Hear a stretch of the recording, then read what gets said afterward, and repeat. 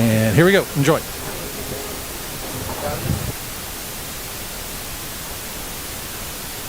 Versus Monette last week, final score 27-24. If you were watching that online, or even better yet, at the stadium, get feel that reaction. A great game to build on as you finish off the season, get ready for the playoffs. But give us a few final thoughts about that game versus the Cubs before we move on to Aurora. Yeah, no, it was a great homecoming night. It was a win that our kids needed. I think our program needed this year, and to kind of get us back on track, and just kind of confirm that we're doing the right things. Kids played outstanding. They played a great second half defensively. And offensively did a great job of controlling the ball, not turning the ball over, giving them extra possessions, which is what they feed off of. And so we really forced them to play at our pace, at our tempo, and that always bodes well for us against an offense like that. Being able to finish it off with special teams, kind of sealing the deal there on the onside kick was huge, and it was just good to see our kids have that success and get that enthusiasm back after a win, for a win. So very pleased, but we got a lot of work to do. Still got to get better each day because we got two good teams to finish out the year and before we get to the playoffs. And your team is heading to Aurora, which we played them last year, but it's been a while since the Tigers have had an away game at Aurora with how the Big Eight was structured a few years ago. So it's going to be kind of a new facility for people to get used to for the team, but something I'm sure they can handle. The Hound Dawgs coming in with a record of 2-5.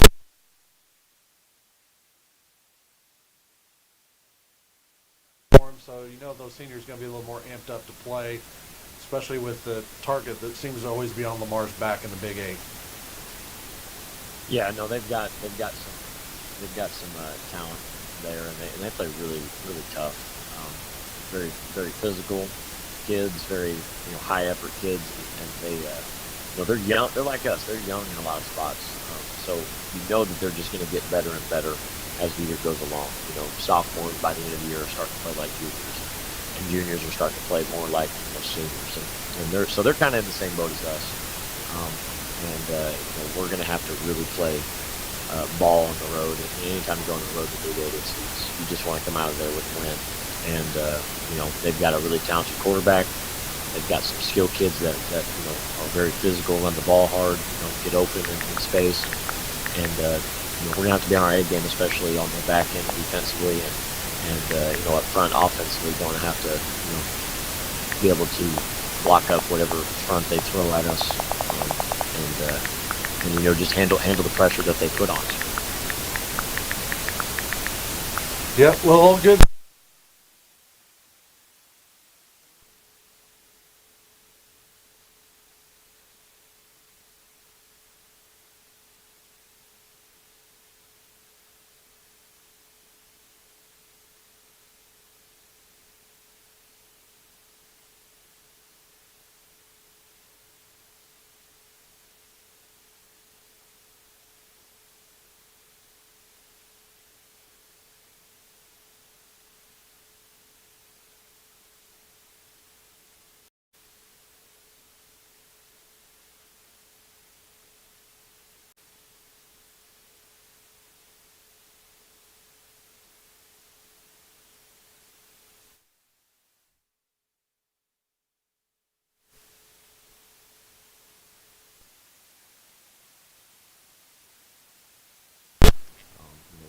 We've had a good week of practice, tough and physical. It was warmer this week, so just grinding out those tough practices, kind of in a lull time of the year, is important, and we've pushed through. So I'm excited to see what our kids can do.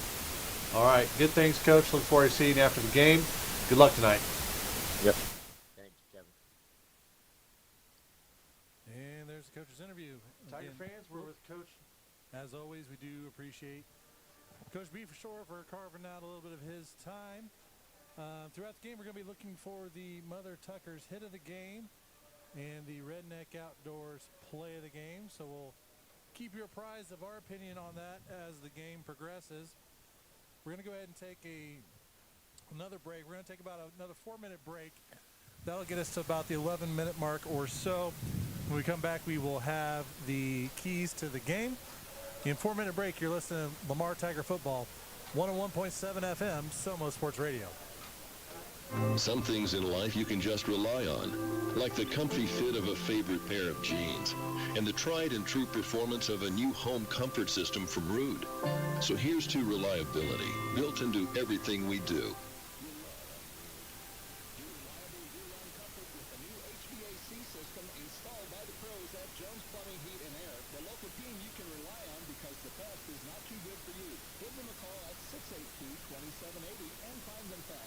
Names and numbers. Bearded Bee Coffee Company was born to share the joy of incredible coffee with the world. Bearded Bee works directly with small farms to bring you the highest quality beans while making sure the hardworking farmers are paid a fair price. No matter your position in life, we invite you to experience what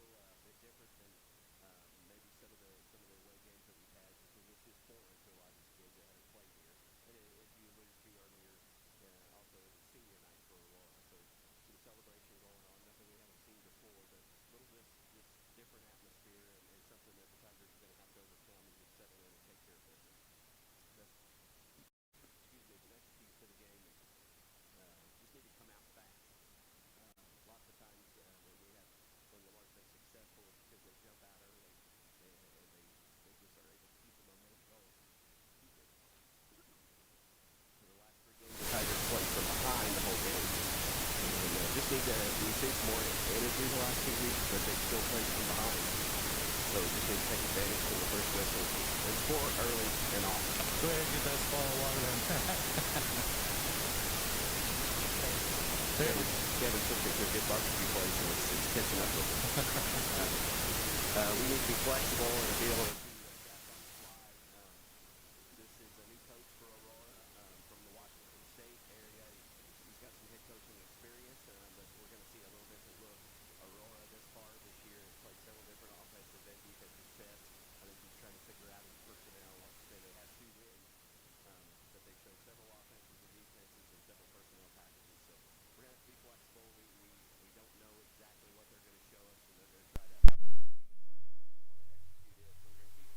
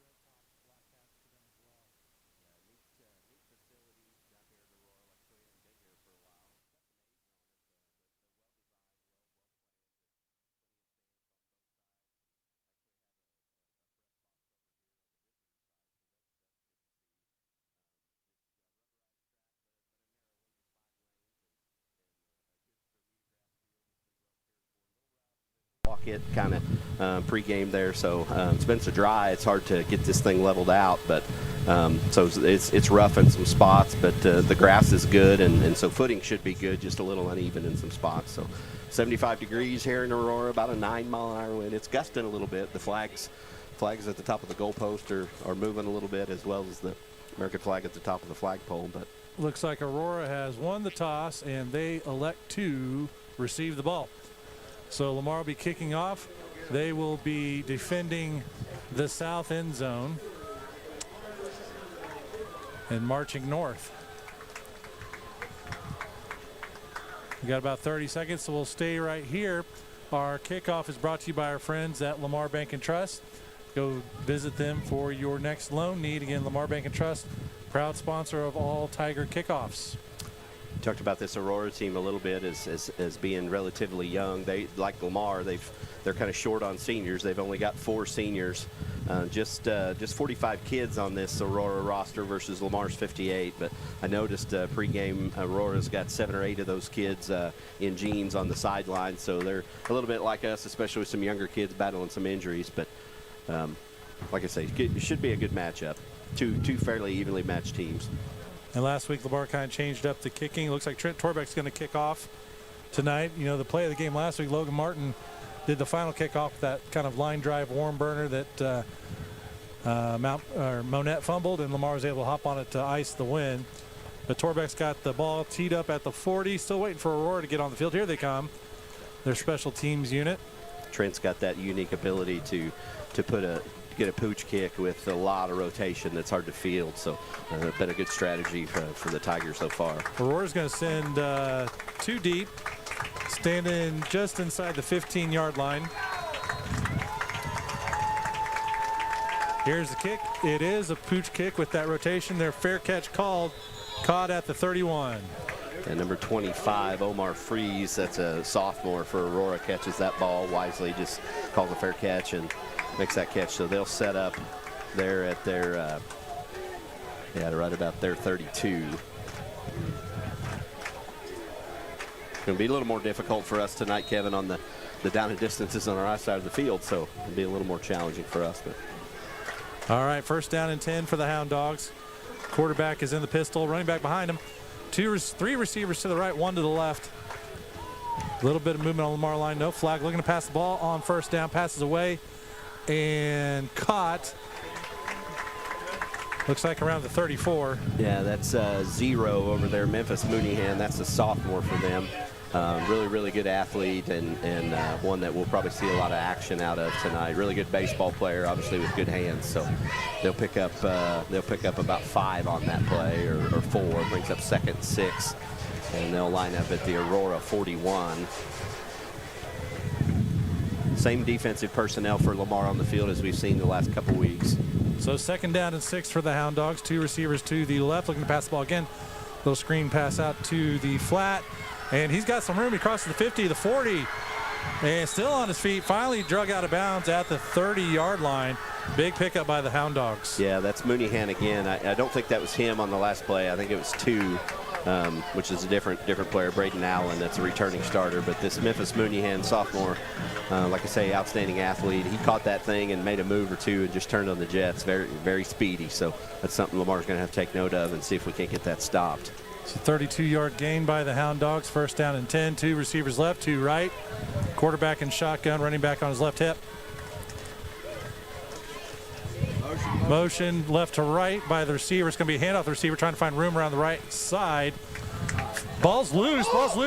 Lamar has it. Nope. Referee saying the ball is down. That quarterback Sean Creasy for Aurora that time hands off to 21. That's Tarek Rackley. That's a junior kid that's got some experience for Aurora. But he's not able to hang on to it. Lamar's able to knock it loose, but not able to come up with they say he was down. So Lamar's got a player down. I'm trying to see who that is. Can't tell. Is that maybe Torbeck? Looking at numbers coming off, I think it is. I think it is Torbeck.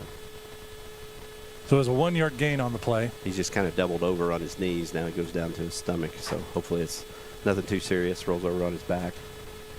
Shout out to Dave Compton and Justin Ogden. Justin Ogden out there tending to our Lamar Tigers each and every game.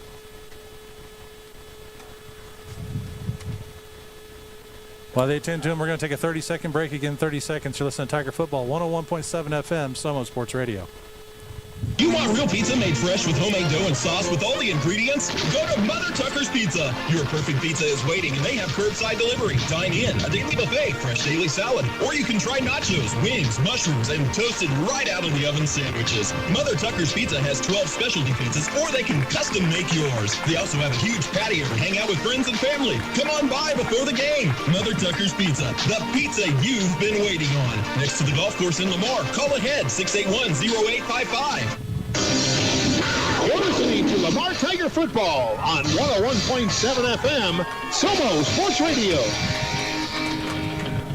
Well, the good news is Trent's able to walk off on his own power. Maybe got the wind knocked out of him real hard by kind of how he's acting. Trips to the left, one receiver to the right, quarterback in shotgun. Here's the snap, going to be a pass play to the left side. Pump fake. Tigers in the backfield, not able to bring the quarterback down, passes away, and incomplete. That quarterback fakes the handoff to Mooneyham that time, and he goes around the right side, but he didn't have the ball. And so Creasy, this quarterback with some experience, drops back and looking for a receiver, but Tiger secondary had everybody covered pretty well and enables Brady Reeves and crew to get back there in the backfield and harass him a little bit, but he's able to make a pass to try to hit Mooneyham. It just hits the ground first, so he'll throw incomplete. It'll bring up 3rd and 9 from the Tiger 33. Probably 4-down territory.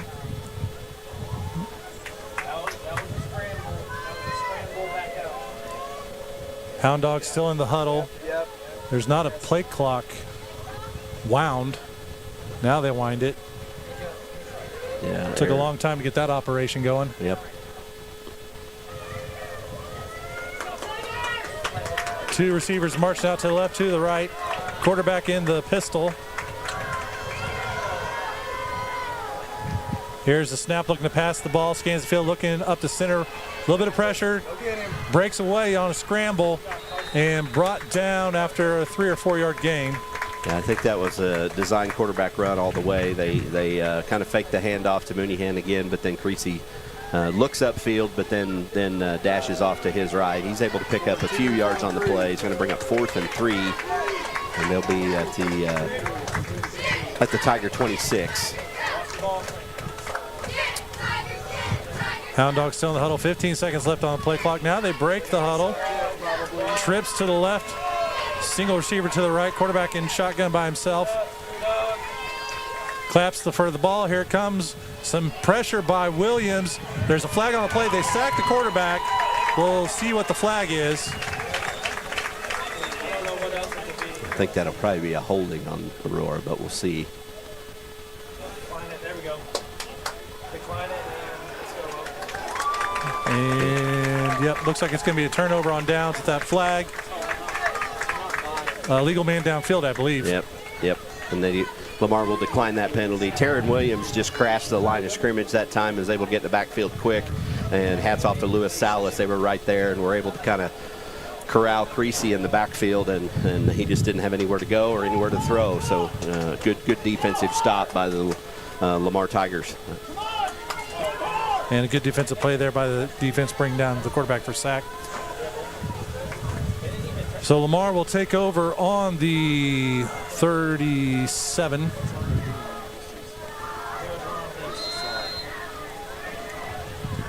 Quarterback in shotgun run, receiver left, one right. Going to be a handoff. Trying to see, that's Williams up to the 40. Yeah, it's just a handoff there to Terry Williams, kind of a power right kind of play, and brought down there in the not far past the line of scrimmage by Zach Brown, sophomore from Aurora. It's going to bring up 2nd and about 7 from the Tiger 40. Still no score here, 9:53 left in the first quarter. Quarterback in shotgun, one receiver left, one right. Going motion right to left. There's a flag. I think that's going to be a false start. Yeah, had some movement on the Lamar offensive line there. I think Aurora was moving around a little bit too. So we'll see what the white hat said. Nope, offsides. We'll take it.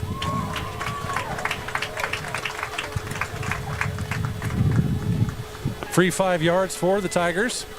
Make it 2nd down and 2. Ball at the 45.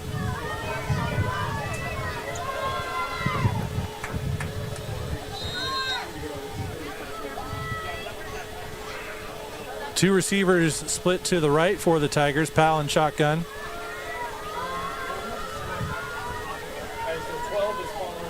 And Aurora's way offsides. Go try to kiss Gavin Ogden there across the line of scrimmage. Yeah, I don't think we're doing anything, crazy or anything we haven't done. They're just anticipating a little too much on the defensive line. One thing we hadn't mentioned, Trent Torbeck is back out on the field and lined up at his receiver position, so hopefully he caught his breath and nothing serious going on there. Good to see that for sure. Ball at the 50 for the Tigers. Torbeck split out wide to the right around the numbers. Nolting, slot receiver, closer to the line on the right side. He goes in motion right to left.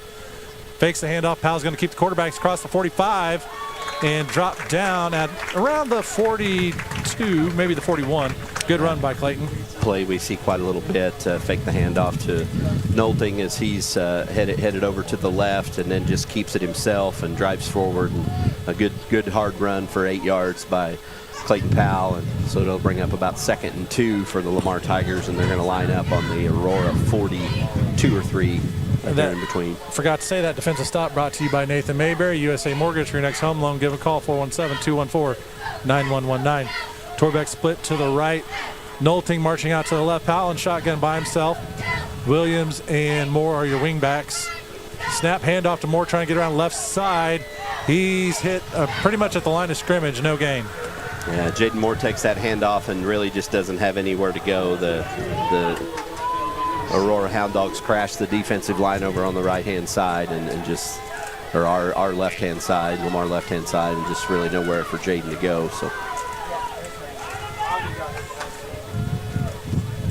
it's going to bring up 3rd and 2, and again we'll be at the Aurora 42.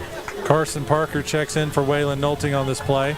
Still no score, 8:06 in the first quarter. Tigers come up to the line of scrimmage. 3rd down and 2. Going into quarterback shotgun. Williams on his hip. Going to be a design quarterback run. Following his blocks, and he's going to have a 1st down. Now that almost wasn't fair. Clayton Powell fakes the handoff, and then just follows Logan Martin right up through, and it clears a good path for him. So good blocking that time by the Tiger offensive line and creating a good hole for Clayton, and he's able to pick up the 1st down and then some. 1st down run brought to you by our friends at Stevens Automotive. Tigers keep the drive alive like Stevens Automotive keeps your car rolling. Looks like Powell's going to set up in shotgun turn. Williams on his left hip. Torbeck split out wide to the left. Still getting the call from the sideline. 10 seconds on the play clock. They're still shuffling the line around here. 4 seconds. There's the snap. Going to be a handoff to Taryn Williams. Up the gut he goes, and he'll fall forward for about a 3-yard gain. Yeah, I'm not sure what we were doing there offensive line-wise, but saw something we didn't like and shifted the personnel from left to right. And then, as we said, Taryn Williams was lined up on the left hip of Powell and just takes that handoff and drives forward. Brings 2nd down and 7 for the Tiger offense.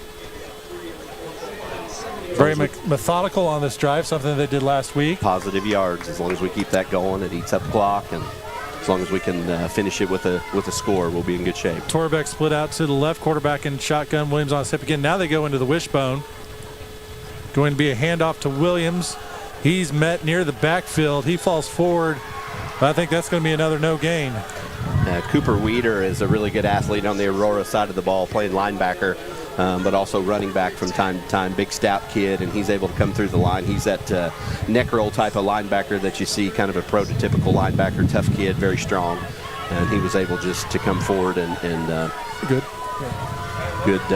play by him to limit Taryn Williams. Just on that over play. 6 minutes left in the first quarter, no score. Tigers driving, but they find themselves in 3rd down and 7.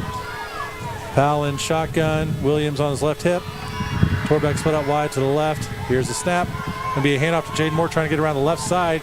And he cuts upfield, but he's knocked down short of the line. Well, it's going to be close. We'll see. I think he's a hair short. Yep, it's going to be 4th down. He got out to the 26. Jaden Moore takes that handoff and runs hard, but just gets upended right at the end of the play. by number 21, that Tarek Rackley, the junior from Aurora. So bring 4th down and 1 for the Tigers.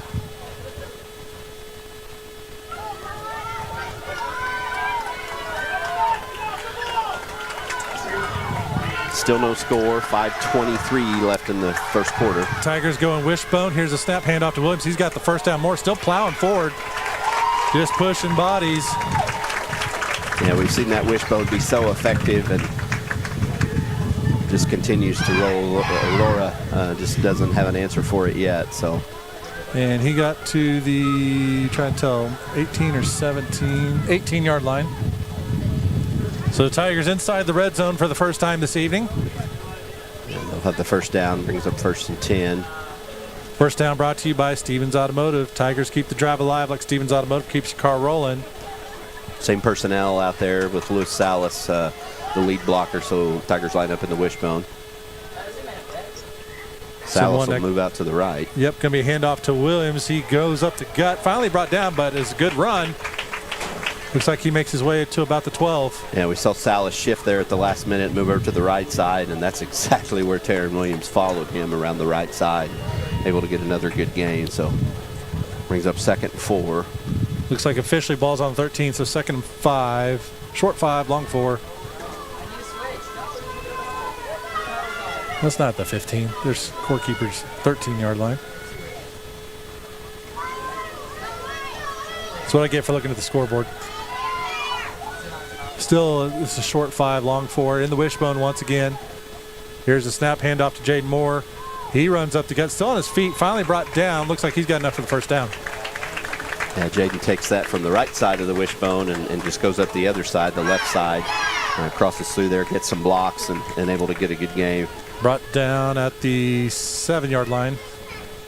This will be 1st and goal, Tigers from the 7. Clock still runs. 3:56 left in the first quarter. Still no score. Tigers threatening. 1st and goal, Tigers.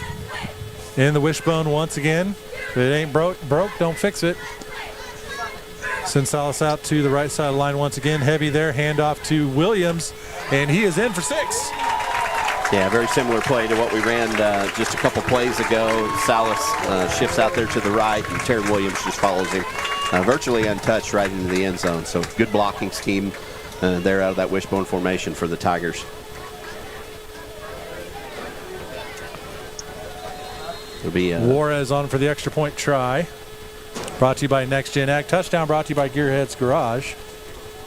Next Gen Ag, your local decal and Asgrow dealer. Here's the snap. Kick is up, and it is good. So 3:38 left in the first quarter. Lamar 7, Aurora 0. Going to take a 30-second break. In 30 seconds. Tiger Football, 101.7 FM, Soma Sports Radio.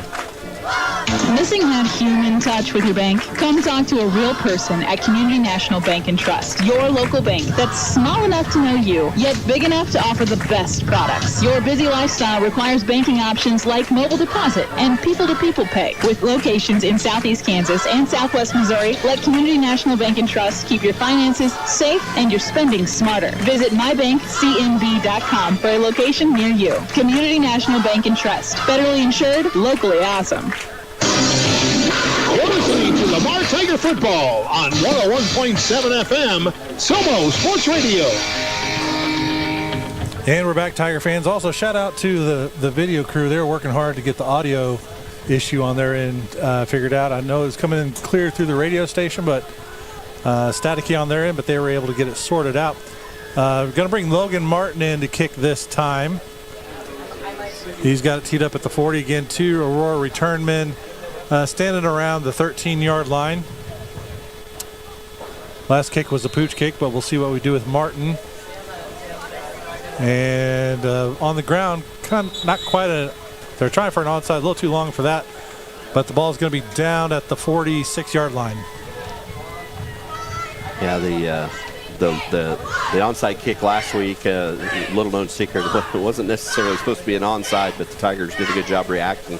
And so same's true of this last kick. Not sure if it's supposed to be an onside or deep, and he just missed it. But kicking is something that's certainly not easy. You're the guy everybody's watching, and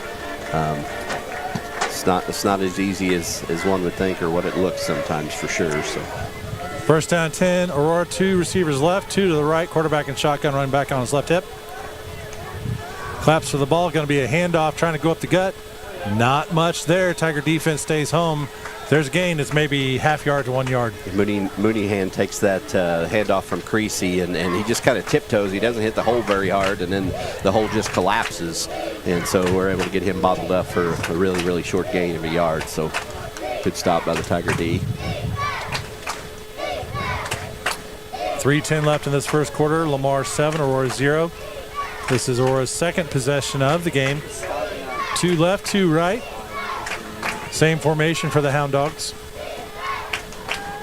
Looking to pass the ball again. Scans the right, passes away and caught. Nice tackle made by the Tigers, wrangling them around the Lamar 40. Call it the 48. Yeah, Creasy was watching number 2, Braden Allen, from the Aurora side. That right from the get-go, and throws a really nice ball straight to him, and able to make that catch, but not a real big gain. And Tigers able to get him brought down rather quickly. So, 3rd down and 4. Houn Dawgs trips to the left, single man to the right. Receiver goes in motion left to right from that trips formation. Quarterback keeper all the way. There is a flag, but he's heading towards the end zone, and I don't think a Tiger's going to catch him, and he's in for 6. But we shall see if this one comes back or not. And the white hat says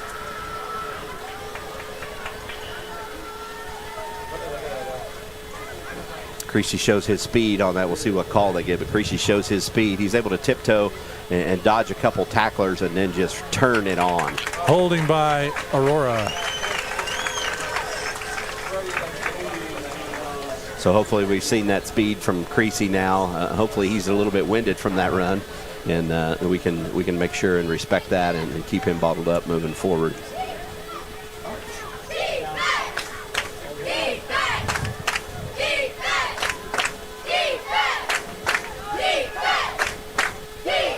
Rich football tradition here in Aurora.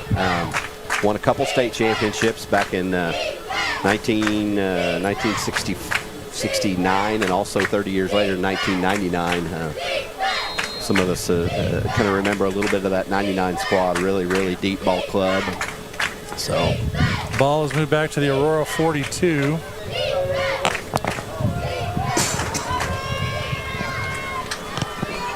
Two receivers left, 2 right, quarterback in the pistol. Claps for the ball, scans field looking to pass. A little bit of pressure on him now. He's scrambling to his right, and he is sacked. And I believe there was a flag maybe at the end of that play as well. Thought I saw a throwing motion by the ref, but I could be incorrect.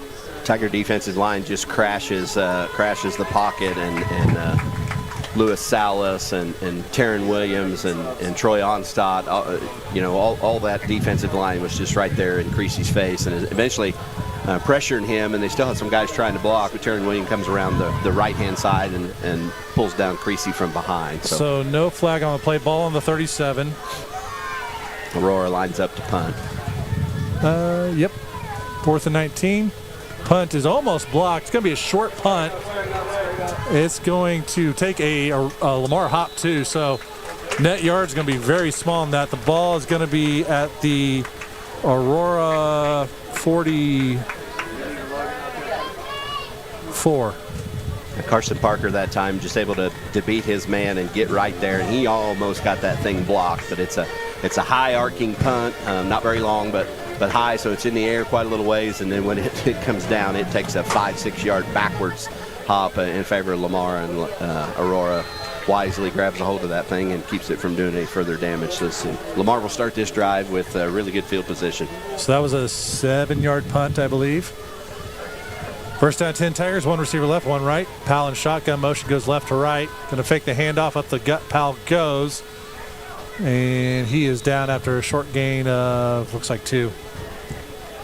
Now Powell with the spin move that time and fakes the handoff to Nolting. We use Nolting a lot as window dressing and have him go in motion across the field and fake that handoff to him. One of these times we're going to give that ball to him, and hopefully we catch Aurora off guard there, and it'll be a big game. But So much of these offenses are set up, scripted and have a method to the play calling madness. And ended up being a 3-yard gain.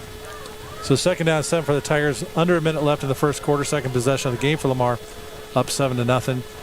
2 receivers to the right. One goes in motion. Going to be a handoff to Williams. He's met hard by a couple linebackers. Good job holding on that ball. He makes his way up to the 36. Knowlton goes in motion again, and Powell fakes the handoff to him, and Taryn Williams is coming over from the left wing side and give him the ball, and he's able to move forward and get a good gain. We'll bring 3rd down and 2 for the Tiger offense.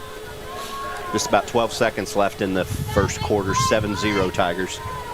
See if they get this play off. Only 5 seconds left. And that is going to do it for the first quarter. So after 1 quarter of action, Lamar 7, Aurora 0. We're going to take a 30-second break. Again, 30 seconds. You're listening to Lamar Tiger Football, 101.7 FM, Somo Sports Radio. McDonald's of Lamar is proud to be a supporter of all area athletes and students. McDonald's of Lamar is proud to be members of the Lamar community. And whether you dine in or drive through, they strive to give you the best and most courteous service around. McDonald's of Lamar. Make them your first stop before each game and check out their full menu of great food, drinks, coffee, and ice cream. McDonald's of Lamar, proudly supporting the Lamar community. You're listening to Lamar Tiger Football on 101.7 FM, Somo Sports Radio. And welcome back, Tiger fans. Fresh 12 minutes thrown up on the clock here at the start of the second quarter in Aurora. Your Tigers lead 7-0 here on senior night for the Hound Dogs. Refs get the field flipped around. Ball is on the Aurora 36-yard line. 3rd down and 2 for the Tiger offense, and here they come back out onto the field. Not a lot of just crazy action so far, just slow, methodical drives by Lamar. And Aurora has been able to rip off a couple big plays, but not able to capitalize on it, and a couple of those have been called back. So 2 receivers left. Powell in shotgun. Here's a snap, going to be a handoff to Jaden Moore, trying to get around left side, and he's going to have enough for the first down.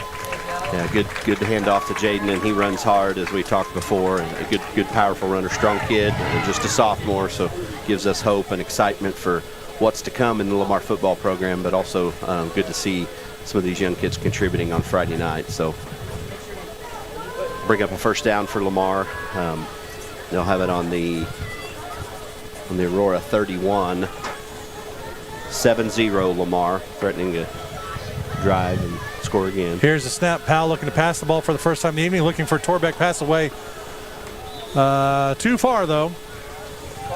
Yeah, I think it was a design pass play, but didn't know what they wanted to do. I think Torbeck stalled a little bit on his route, and he had 2 receivers kind of bracketing him too. Yep. It was going to be a tough play to make without a perfect pass, and that was just too long. So better than 2 short. Yep. 2nd down and 10 for the Tigers. Torbeck marches out to the right, Knowlton to the left, Powell in shotgun.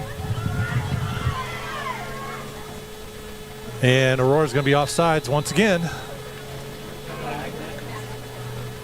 Yeah, it's a different kid about every time, but they're Aurora defensive line trying to anticipate the snap and get a little bit of an advantage there, and just I think that's their 3rd offsides call.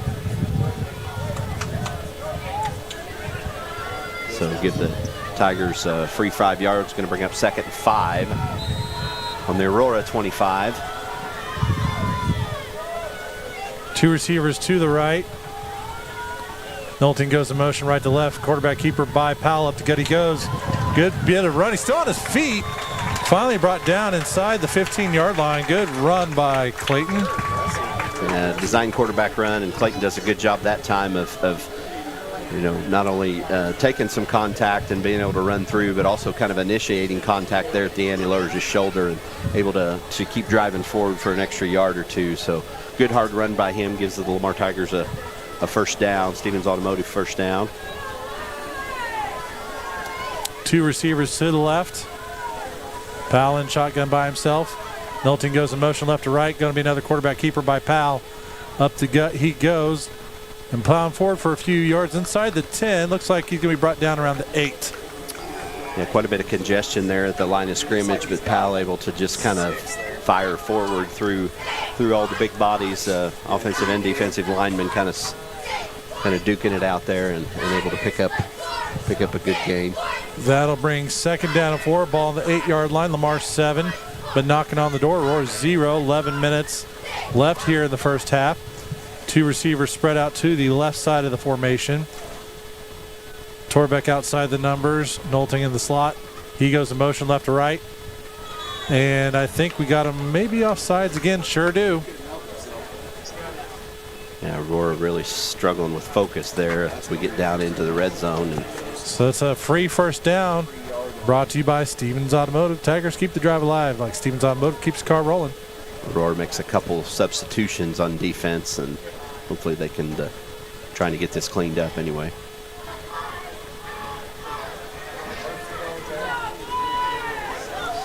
Ball is spotted between the 4 and 5 yard line. So call it first and goal from the 4. 2 receivers split out to the right. One of the side judges is going to talk to the white hat here for a second. They've got the down wrong on the box. They're calling it second down, and that's what the scoreboard says too. So yeah, it should be first and goal. Yep. Now they got it corrected. First and goal from the 4. 10:41 left in the half. Lamar leads 7-0. Again, 2 receivers to the right side of the formation. Now they wind the clock. Powell in shotgun by himself.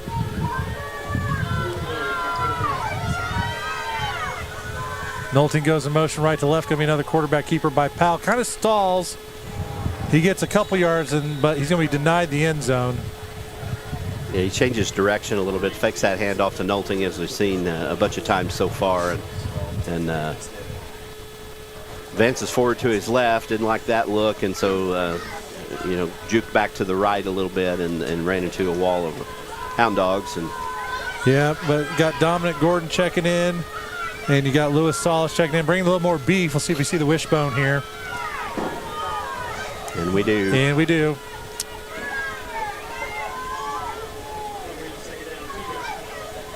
Clayton under center. Here's the snap, handoff to Williams, and he's in for 6. That wishbone's been so effective in short yardage situations, and paid big dividends again as Taryn Williams take that handoff and again goes through. He gets some contact this time, so it wasn't totally untouched, but very well blocked by the Tiger offensive line, and Taryn able to punch it in for the score.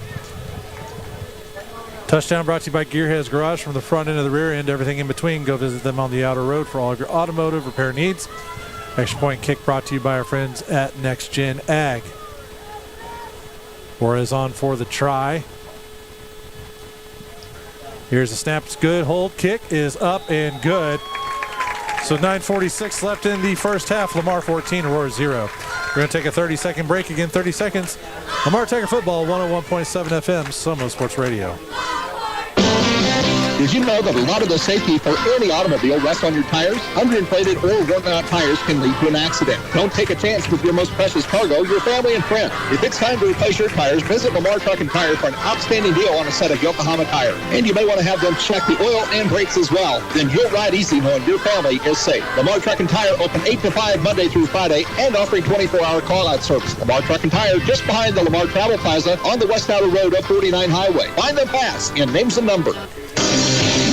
You're listening to Lamar Tiger Football on 101.7 FM, Somo Sports Radio.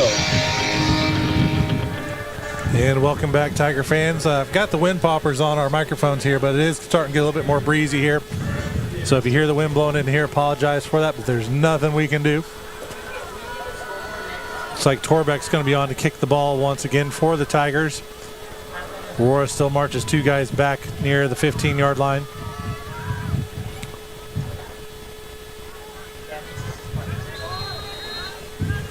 Kickoff brought to you by Lamar Bank and Trust. Another little pooch kick. Fair catch signaled. And down near the 33, or sorry, 37. You're right. Was that right? Yep. Okay. 33.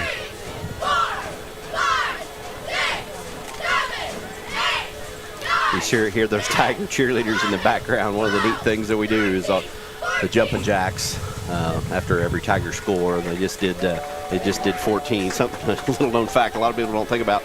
So they did 7 to start and did 14 that time. So they're doing 21 so far. Back in the runs, the 13, 14, 15, 16, those cheerleaders did a lot of jumping jacks. Yes, they did. Trips to the right, one to the left, passes away and caught. Big stick there. Is that Torbeck? I think it is, and he's kind of down again. Now a couple teammates bring him up. You see who caught that ball by chance? Yeah, it was Mooneyhan. It was a 0. So, yeah, Trent does a nice job coming across there and really laying a good stick. That's going to be our first candidate, I think, for another Tucker's hit of the game, Kevin, but we'll see what else we come up with. But, yeah, Trent does well defended and makes Memphis Mooneyham feel it on that play. Brings second down and 3.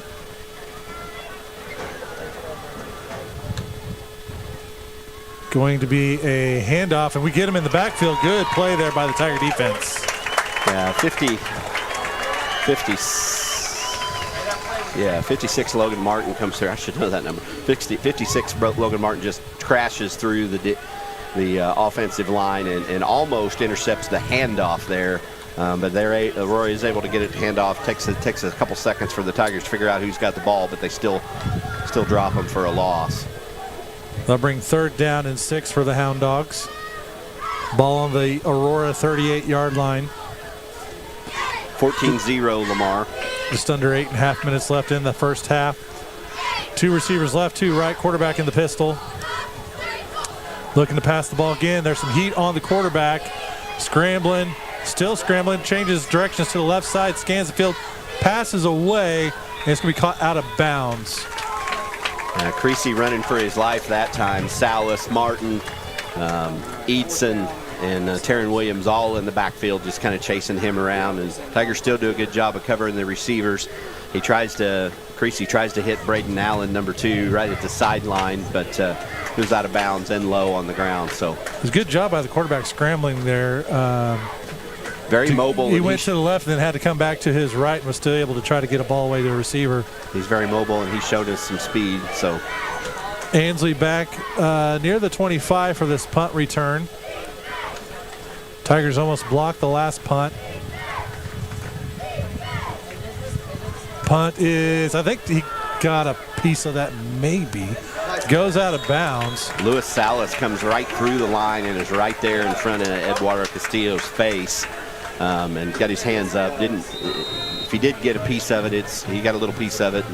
But again, another just high punt, not a lot of yardage to it. But Tigers will come out again with good field position and enough clock to work with to put a good drive together. Looks like the ball's going to be on the Lamar 49. So near midfield again for the Tiger offense. Can't start much better than that.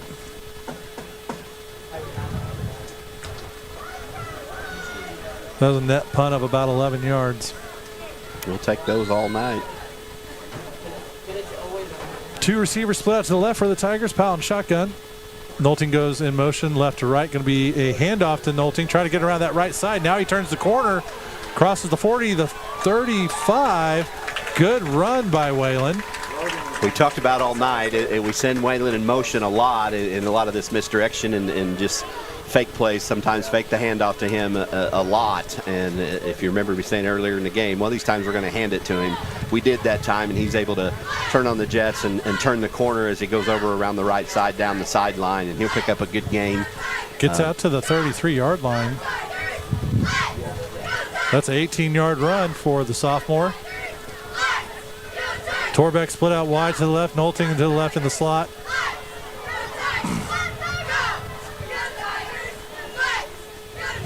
Here's the snap to Powell, going to be a handoff to Moore. And on his feet and still chugging along, brought down near the 20. Jaden takes that handoff and turns on the speed. And we know he's got some power behind him too, but shout out to Brady Geyer that time on the left-hand side of the Lamar offensive line. Just totally kicks out his defensive end and really makes a big hole for Jaden to run through and make a good gain. 13-yard run for the sophomore, actually at the 21. So just outside the red zone for the Tiger offense. First down and 10. First down brought to you by Stevens Automotive. That last defensive stop brought to you by Nathan Mayberry. Powell looking to pass, passes away, catches Torbeck on the slant. Torbeck takes a shot, but he stays on his feet. And he's able to get another about 5 yards. Great play by Trent. Yeah, laser ball by Powell on that play. Really good ball, tight spiral, goes right in the, hits Torbeck right in the chest. He's able to pull that thing in and immediately turns around to take off and met by an Aurora defender, but able to just lower his shoulder and break that tackle and move on to the next one. So good connection there between the quarterback and receiver for the Lamar Tigers. 13-yard play. Ison in as the slot receiver this time. Torbeck to the right. Going to be a handoff to Taryn Williams, looking for his third touchdown, and he's got it. Yeah, just so effective, Taryn Williams, in that handoff over to the right. Just a power play, very well blocked by the Lamar offensive line, and Taryn again. Very productive, and the Lamar offense even more methodical that time. Bigger gains on every play, and just very effective. Juarez on for the extra point try.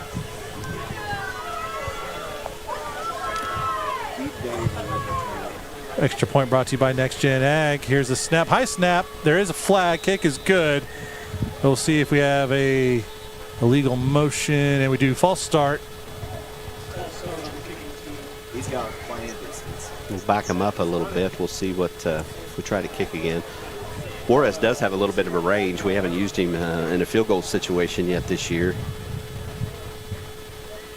But big kid, big leg, does have a little bit of a range and pretty accurate. Again, the touchdown was also brought to you by Gearheads Garage. So Juarez will stay on for the extra point try. He just has to go 5 yards further with this kick. Tigers take the lead with that touchdown, 20-0, 6:51 left in the second quarter.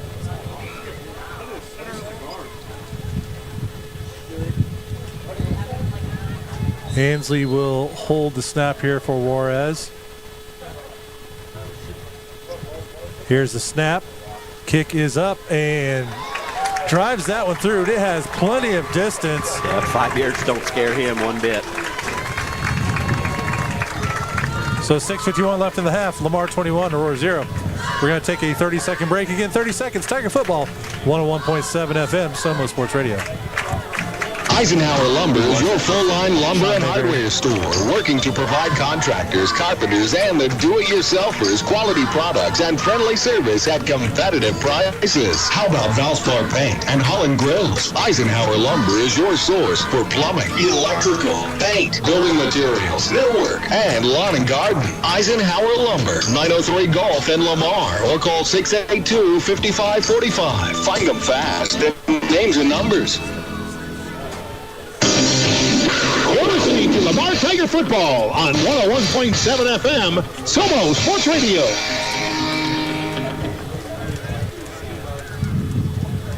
All right, and we've got, looks like Martin back on for kickoff duties this time. So we've alternated each kick. Got to keep them guessing.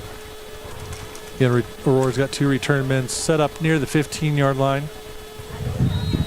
And that breeze is starting to pick up, so we have a little trouble getting that ball to stay up on the tee, but he's got it settled in now. And another ball on the ground. Good bounce. Return man has a running start at it, though. Ball's out. Lamar's got it. Ball's out. Lamar's got it. It looked like Brody Gardner able to come up with that ball. Not sure who knocked it loose, but Brody smartly just jumps right on that thing. So things just not going very well for the Hound Dogs tonight.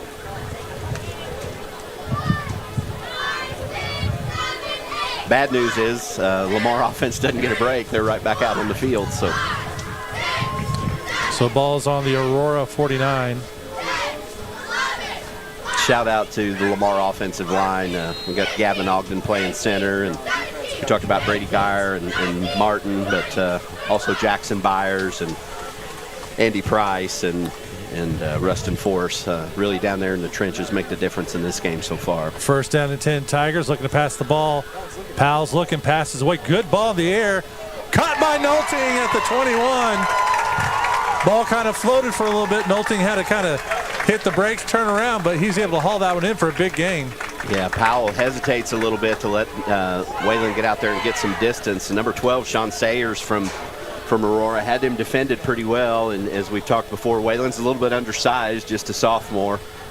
Sayers had probably 3-4 inches on him, but Wayland able to go up and come down with that ball for a nice gain. Not something you see every day from the Tigers. Yeah, 29-yard passing play. 2 receivers out to the right, Powell and shotgun. Here's a snap handoff to Carson Parker. First time we called his name, and he's off to the races on the right side. Good run.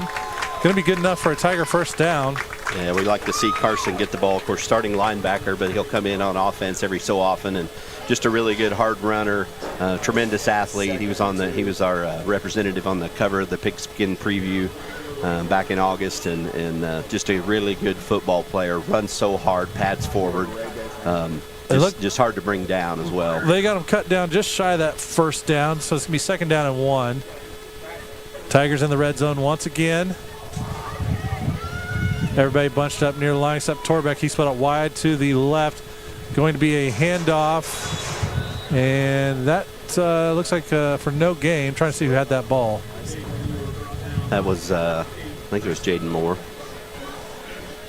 I think he handed off to Jaden Moore, and number 8, Treston Lopez, really good linebacker for the Aurora. I don't know if that was a blitz play or a stunt, but he just happened to be coming through the line of scrimmage there and is able to pretty much meet Moore at the line and get him stopped. So 3rd down and 1 for the Tigers. About 5 minutes left in this first half. Tigers lead 21-0. 2 receivers out to the right. Nolting goes to motion right to left. Going to be a quarterback keeper by Powell. He's met in the backfield. He's going to lose yardage on that play. Yeah, offensive and defensive play calls didn't really match up very well that time. A couple missed assignments there by the Tiger offensive line. We have 2 Aurora defensive line men in the backfield, and Clayton just really know where to go with that play. So 4th down and 3 for the Tigers. 20 seconds on the play clock. They're looking at the sideline for the play. Tigers do have all their timeouts. We'll see if they decide to use one here. 10 seconds left on the play clock. I imagine they're going to burn a timeout right here. Let the clock run down. And now B Shore takes the timeout. We're going to take a 30-second break again. 30 seconds. Tiger Football, 101.7 FM. Somo Sports Radio. Missing that human touch with your bank? Come talk to a real person at Community National Bank and Trust, your local bank that's small enough to know you, yet big enough to offer the best products. Your busy lifestyle requires banking options like mobile deposit and people-to-people pay. With locations in Southeast Kansas and Southwest Missouri, let Community National Bank and Trust keep your finances safe and your spending smarter. Visit mybankcnb.com for a location near you. Community National Bank and Trust, federally insured, locally awesome. You're listening to Lamar Tiger Football on 101.7 FM, Somo Sports Radio. And welcome back, Tiger fans. Both teams starting to make their way back out onto the field. 4:11 left in the first half. Tigers 21, Hound Dawgs 0. Tigers facing 4th down and 3 from the Aurora 13-yard line. Wishbone personnel checking in. We'll see if that's the way they line up.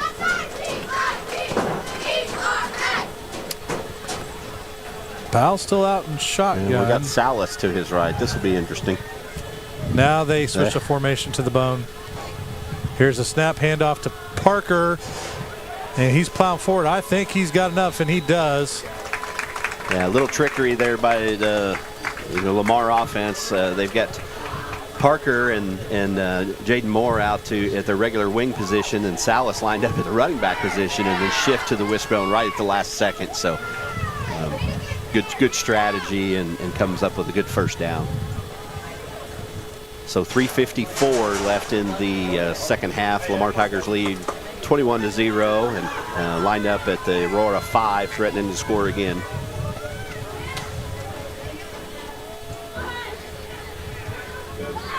Carson Parker takes the handoff from Powell, and it gets right up close to the end zone. Going to fall about a yard short. Bring up 2nd and 1. Second and goal from the 1. Sorry, I was trying to update the stats here. We'll aggregate the stats for halftime and then have to switch over here in a second. Trying a new program that works a little bit better with stats, but it's not going to let me go much further in this game.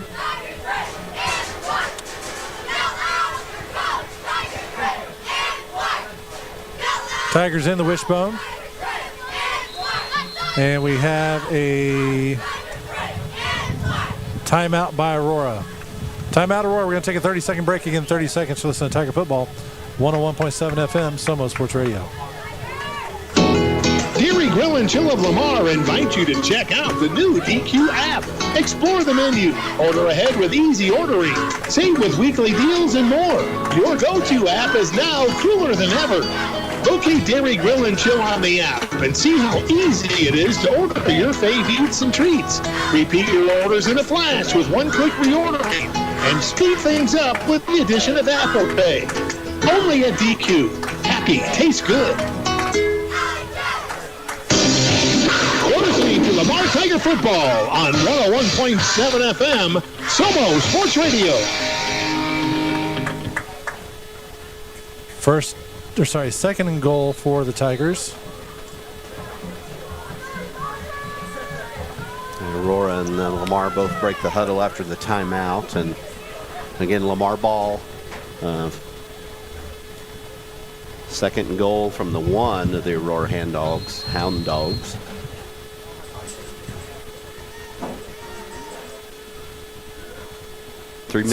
Tigers in the wishbone. 3 minutes left in the first half. Here's a snap, handoff to, I think that's Parker, and he's going to be wrestled down before getting into the end zone. Yeah, he cuts to the right there at the last minute and doesn't follow his blockers, and have some Aurora defensive linemen right there meet him. So the Aurora defense is really stiffened up on this particular drive in the red zone.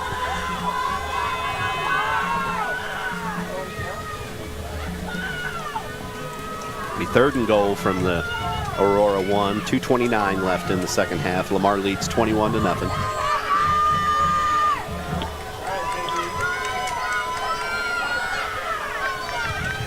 Tigers in the wishbone once again. And they're in for 6, but there's a late flag.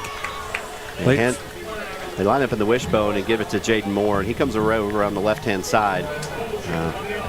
We're going to call holding on Lamar, so back us up 5. We'll should bring up 3rd and 6. Officials having a discussion here. Got rid of some size. They're going to back us up 10, 3rd and 11.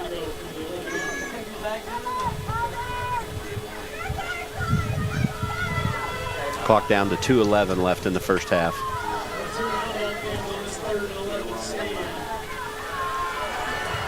So 3rd and 11 for the Tiger offense.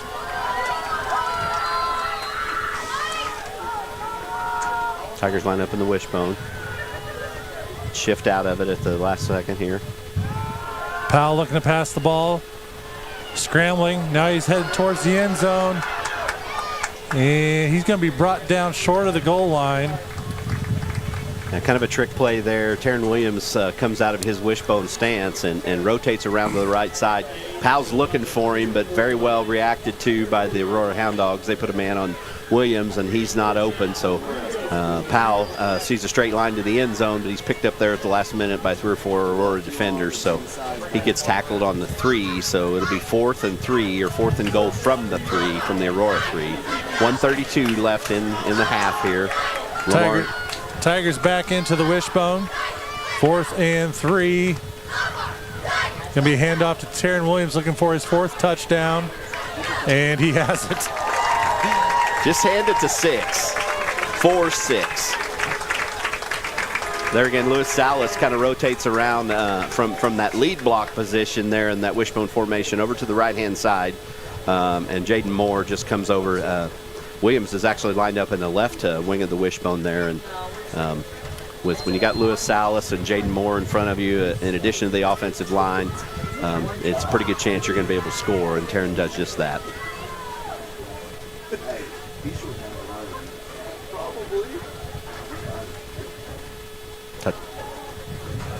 Kick is up, and it is good.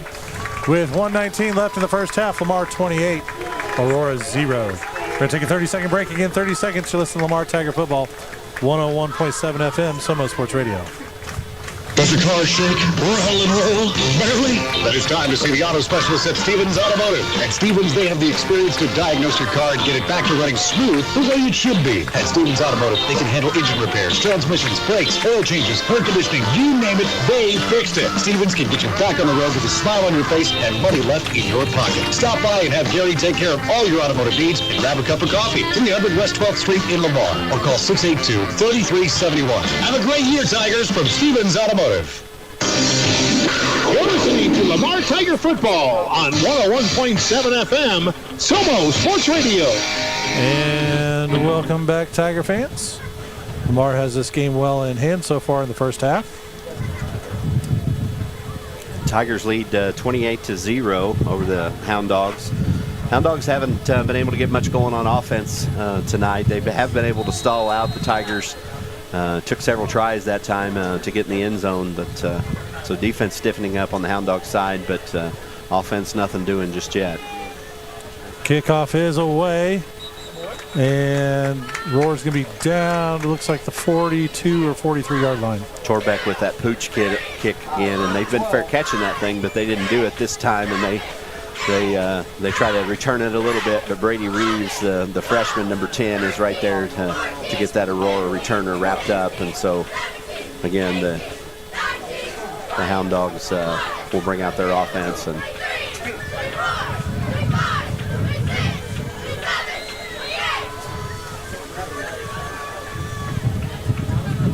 they'll go trips right, one receiver left.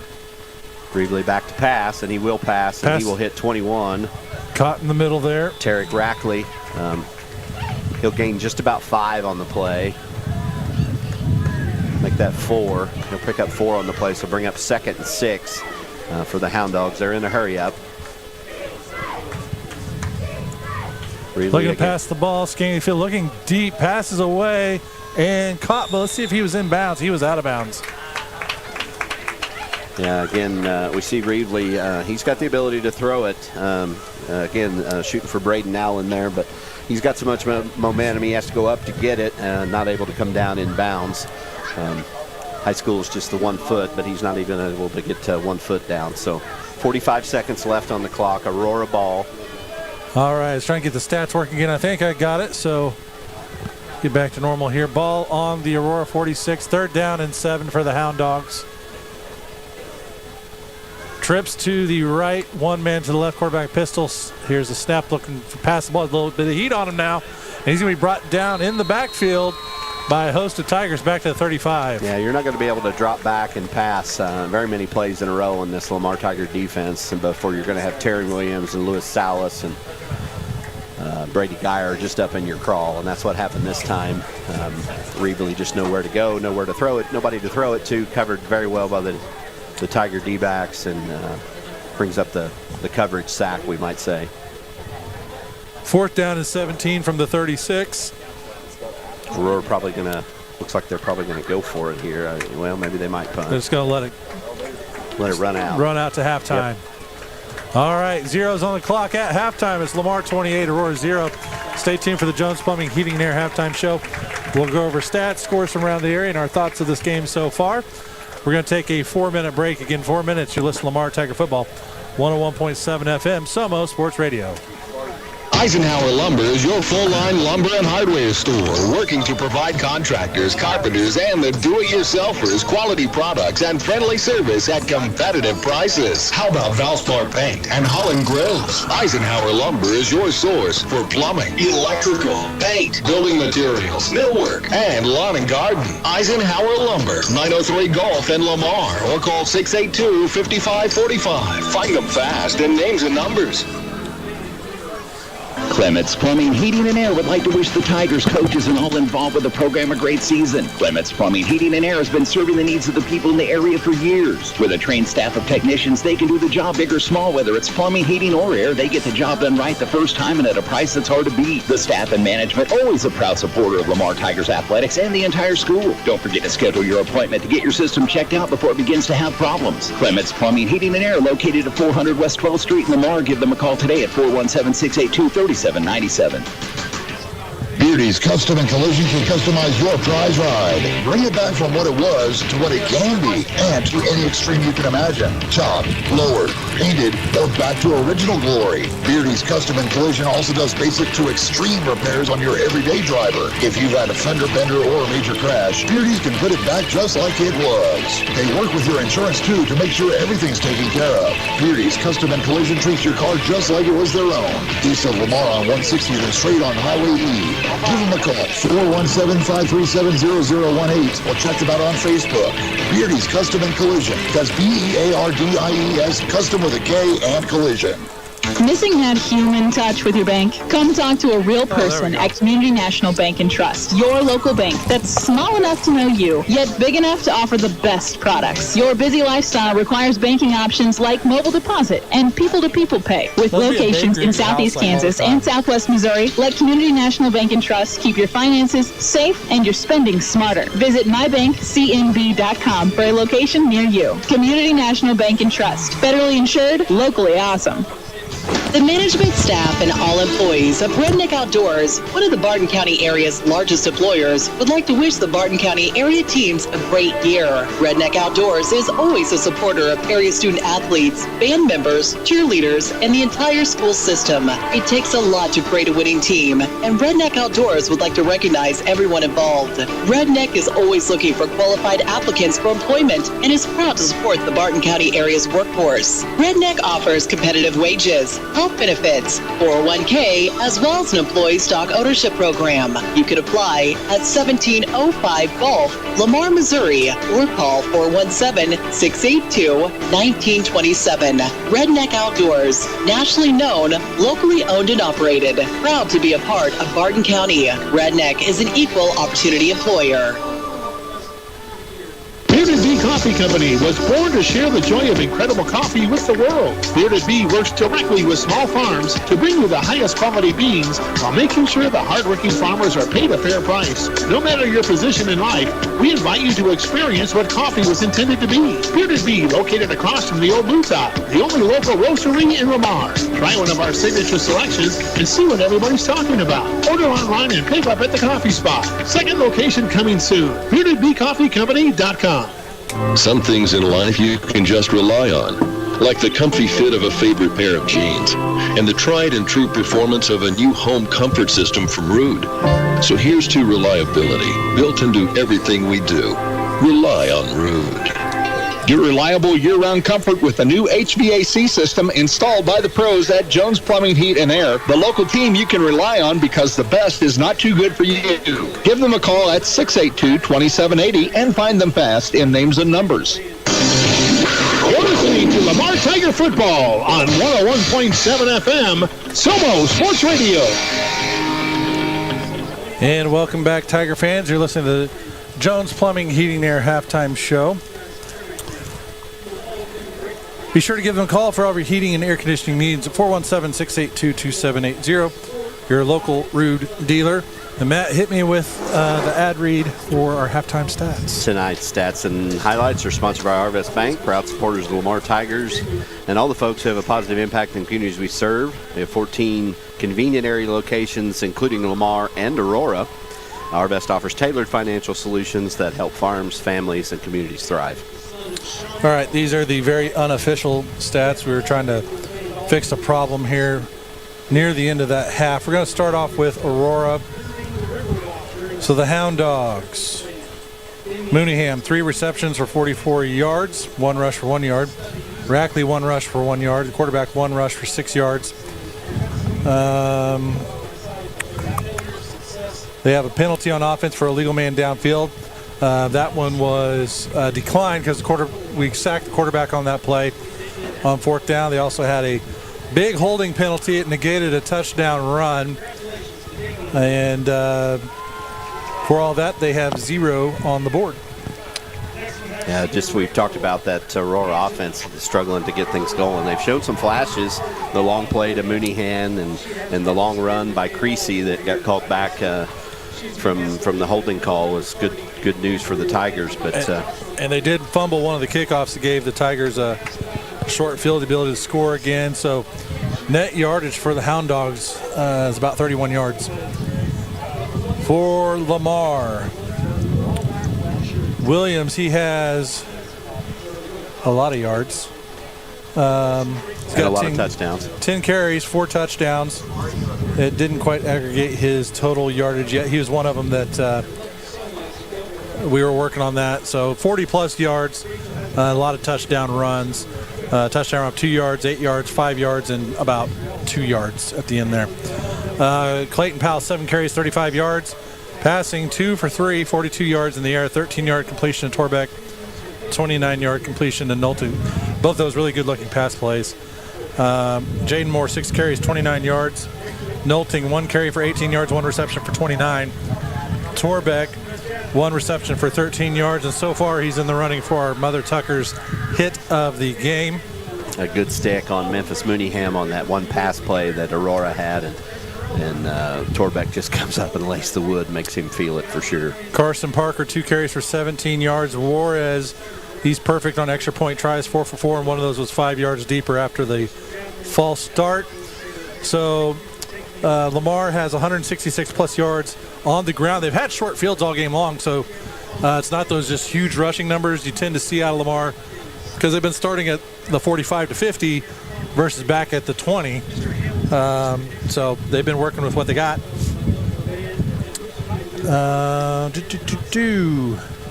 And again, it's been the Taryn Williams show. Once they get near the end zone, when in doubt, he'll cash it out for you. And that young man's got 4 touchdowns on the game. Defensively, Williams does have 1 sack. Salas has a sack. There was also a team sack that we called. Yeah. All right, that's one of those fun spots where I hit the microphone so you didn't have to hear that. And then good job by the special teams. They've been alternating kickers every other kick between Torbeck and Martin. They haven't given up a big return. Most of those have been pooch kicks, but they do have the 1 forced fumble that they were able to recover on the return. Probably a good strategy by B-Shore there, calling those, because we know Aurora's got some skill players, got some athletes, and especially got some kids with some speed. So if we just pooch it or onside it, or worm burner as you like to call them, Kevin, into the just kind of the second level, we still end up with pretty good field position for Lamar, and Aurora still has a long field, but not as risky and not going to give up the big play like you say. All right, those are your halftime stats brought to you by our friends at Arvest. We're going to take another break. When we come back, we'll have scores from around the Big 8, the state, and just games of note that we've been keeping our eye on this evening. We're going to take a 4-minute break. Again, 4 minutes. You're listening to Lamar Tiger Football, 101.7 FM, Somo Sports Radio. Farming is a competitive business, which is why the 4 state farmers entrust their grain handling to Brandt, like Brandt's Field Grain Belts, capable of moving up to 14,000 bushels per hour. These belts are the most efficient in their class, saving you time and money. Our full line of augers, belts, carts, and backs gets the job done every time. So if you're looking for an advantage at harvest time, get yourself some worry-free performance from Brandt and lead the field. Check out Seton Farm at their new location at 33 Northeast 1st Lane, just north of McDonald's in Lamar. Check them out online at SetonFarm.com or give them a call at 417-682-6465. Hi, Tiger fans. This is Kevin from Bull Insurance Agency. Just like you, we are proud to support our Lamar Tigers. I want to take a moment to thank all the coaches, assistants, parents, and everyone involved that invests in our kids and community. From youth sports to high school, your commitment to our players is appreciated. Just like the Tigers, my team at Bull Insurance Agency will work hard to protect what matters most to you. So stop by or visit us online at bullinsuranceragency.com. Does your car shake, rattle, and roll? Barely? But it's time to see the auto specialists at Stevens Automotive. At Stevens, they have the experience to diagnose your car and get it back to running smooth the way it should be. At Stevens Automotive, they can handle engine repairs, transmissions, brakes, oil changes, air conditioning. You name it, they fixed it. Stevens can get you back on the road with a smile on your face and money left in your pocket. Stop by and have Gary take care of all your automotive needs and grab a cup of coffee. 300 West 12th Street in Lamar or call 682-3371. Have a great year, Tigers, from Stevens Automotive. It's Friday Night Lights in Lamar, and the Tigers are driving down the field. But you know what's even better than a touchdown? Getting into your dream home with a mortgage. That's a win every time. I'm Nathan Mayberry with USA Mortgage, and just like the Tigers, I've got a game plan. We'll get you across the goal line into a new home. So whether you're buying, refinancing, or just want a strong financial offense, call me, Nathan at USA Mortgage. NMLS 256722, USA Mortgage, NMLS 227262, Equal Housing Lender, not an offer to lend. Subject to approval and additional terms apply. Dairy Grill and Chill of Lamar invite you to check out the new DQ app. Explore the menu, order ahead with easy ordering, save with weekly deals and more. Your go-to app is now cooler than ever. Locate Dairy Grill and Chill on the app and see how easy it is to order your fave eats and treats. Repeat your orders in a flash with one-click reordering and speed things up with the addition of Apple Pay. Only at DQ. Happy tastes good. Bank and Trust, we're proud to be your hometown bank. Lamar's only locally owned and operated bank, serving this community for nearly 100 years. Whether you're managing your everyday banking needs, saving for the future, buying a home, or building your business, we're here to help you every step of the way. Banking with LBT is always a win. Visit LBT today, a better way to bank. Member FDIC, Equal Housing Lender. Does your car sound like this? It probably could use some attention. You gotta get it to Gearheads. Gearheads Garage, 206 Northeast 1st Lane in Lamar. Full automotive repairs, bumper to bumper, and full service from the front end all the way to the rear end, even tires. Visit Brian or Leo and schedule your next vehicle maintenance at Gearheads Garage in Lamar. Proud sponsor of Lamar Sports. Check out Gearheads Garage on Facebook. Get your car to Gearheads. You might say they're geared for it. Did you know that a lot of the safety for any automobile rests on your tires? Underinflated or worn-out tires can lead to an accident. Don't take a chance with your most precious cargo, your family and friends. If it's time to replace your tires, visit Lamar Truck and Tire for an outstanding deal on a set of Yokohama tires. And you may want to have them check the oil and brakes as well. Then you'll ride easy knowing your family is safe. Lamar Truck and Tire open 8 to 5 Monday through Friday and offering 24-hour call-out service. Lamar Truck and Tire just behind the Lamar Travel Plaza on the West Outer Road of 49 Highway. Find them fast in names and number. You're listening to Lamar Tiger Football on 101.7 FM, Somo Sports Radio. And welcome back, Tiger fans, to the Jones Plumbing Heating and Air halftime show. They are your local root dealer. And here are your scores from around the Big 8 area and the state. Macon 14, South Shelby 0. That is at the half. Webb City, Carthage, Webb 7, Carthage 14. That's at the half, so good ball game there like we thought it would be. At Valley Catholic, it's Bowling Green 0, Valley 21. Blair Oaks all over Hallsville 35-0 at the half. In Cleveland, Missouri, where Cass Midway sits, it's Warsaw 19, Midway 6. Windsor, the Greyhounds 12, the Butler Bears 8. That's in the third quarter. Summit Christian 24, Pembroke Hill 10. Holden, they're all over Carrollton 28-6. That one's at the half. Again, Holden's the team that is sitting in the 1 seed in our district at this moment. El Dorado Springs 13, Adrian 35, Mid-Buck 56, Penny 0, Ash Grove 7, Marionville 14. The Berry County Brawl knotted up 28-28. In the second quarter. I tell you what, Kevin, I would not want to be in this Class 3 District 6 to have to play the Cassville Wildcats. Seneca's also in that district, and a lot of Big 8 foes, Mount Vernon, Hollister, Aurora, East Newton. But the Cassville Wildcats are on a roll. They upset Nevada last week, and here they are holding Monette knotted up. similar to what the Tigers did to Monette last week. So that's going to be a good ball game. And I'd keep your eye on those Cassville Wildcats. When they played Seneca early in the year, it was a 27-32 ball game. So that district could be interesting. We might see some big things out of the Cassville Wildcats. And I'm guessing Cassville may have watched some of the film from last week of, hey, your offense has to stay on the field, ground and pound, own the clock, and then just do what you can on defense. Yep, I always root for the Cassville Wildcats as long as the Tigers aren't playing them. So. All right, back. There's no score here. Stockton 0, Skyline 0, but that says the first, so I'm sure that's wrong. At Seneca, it's the Indians 28, East Newton Patriots 8. Forsyth 42, Fairgrove 14. At halftime, Liberty Mountain View 16, Salem 0. And Lockwood's just putting up all the points. They lead Appleton City 59-6 in the second quarter. Nevada 12, Mount Vernon 0. Yeah, I've got a little more on that Nevada game. It's actually 18-6 now. The game's gotten really chippy. Lots of personal fouls on both sides of the field, which is uncharacteristic of Nevada, but we've seen that out of that green team before. So, yeah, it's a tough one up there. So it looks like Mount Vernon turned the ball over on the Nevada 20 on a great drive, and so keeping that one close, 18-6. Jasper 16, New Heights Christian 14. That's at the half. Joplin all over Willard 35-0. And those are the scores that I have plugged in here to keep an eye on. And we will also recap those at the end of the game of where some of those stand. Again, we're all Carrollton fans tonight, but I don't think they're going to get it done versus Holden.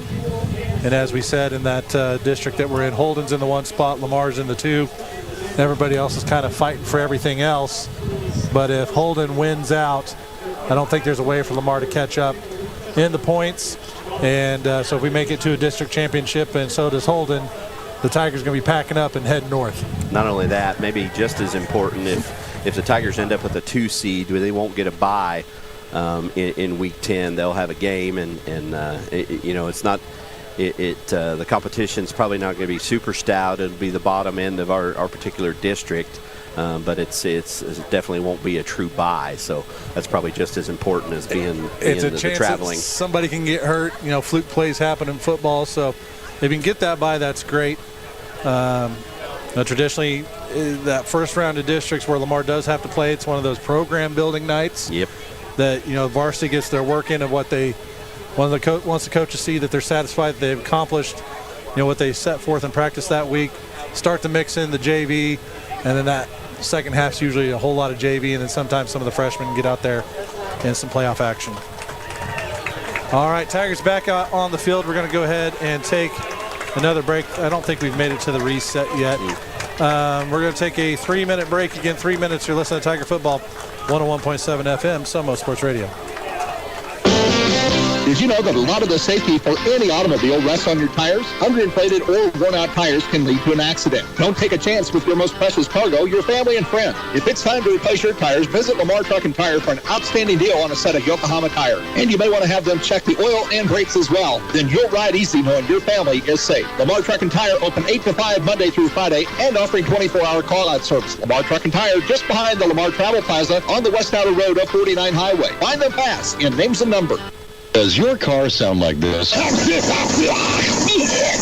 It probably could use some attention. You gotta get it to Gearheads. Gearheads Garage, 206 Northeast 1st Lane in Lamar. Full automotive repairs, bumper to bumper, and full service from the front end all the way to the rear end, even tires. Visit Brian or Leo and schedule your next vehicle maintenance at Gearheads Garage in Lamar. Proud sponsor of Lamar Sports. Check out Gearheads Garage on Facebook. Get your car to Gearheads. You might say we're geared for it.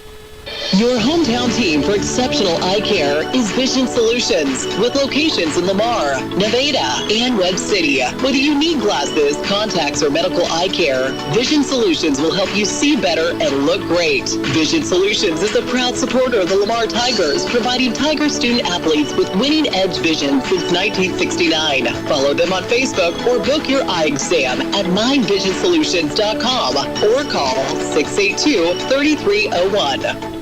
McDonald's of Lamar is proud to be a supporter of all area athletes and students. McDonald's of Lamar is proud to be members of the Lamar community. And whether you dine in or drive through, they strive to give you the best and most courteous service around. McDonald's of Lamar, Make them your first stop before each game and check out their full menu of great food, drinks, coffee, and ice cream. McDonald's of Lamar, proudly supporting the Lamar community.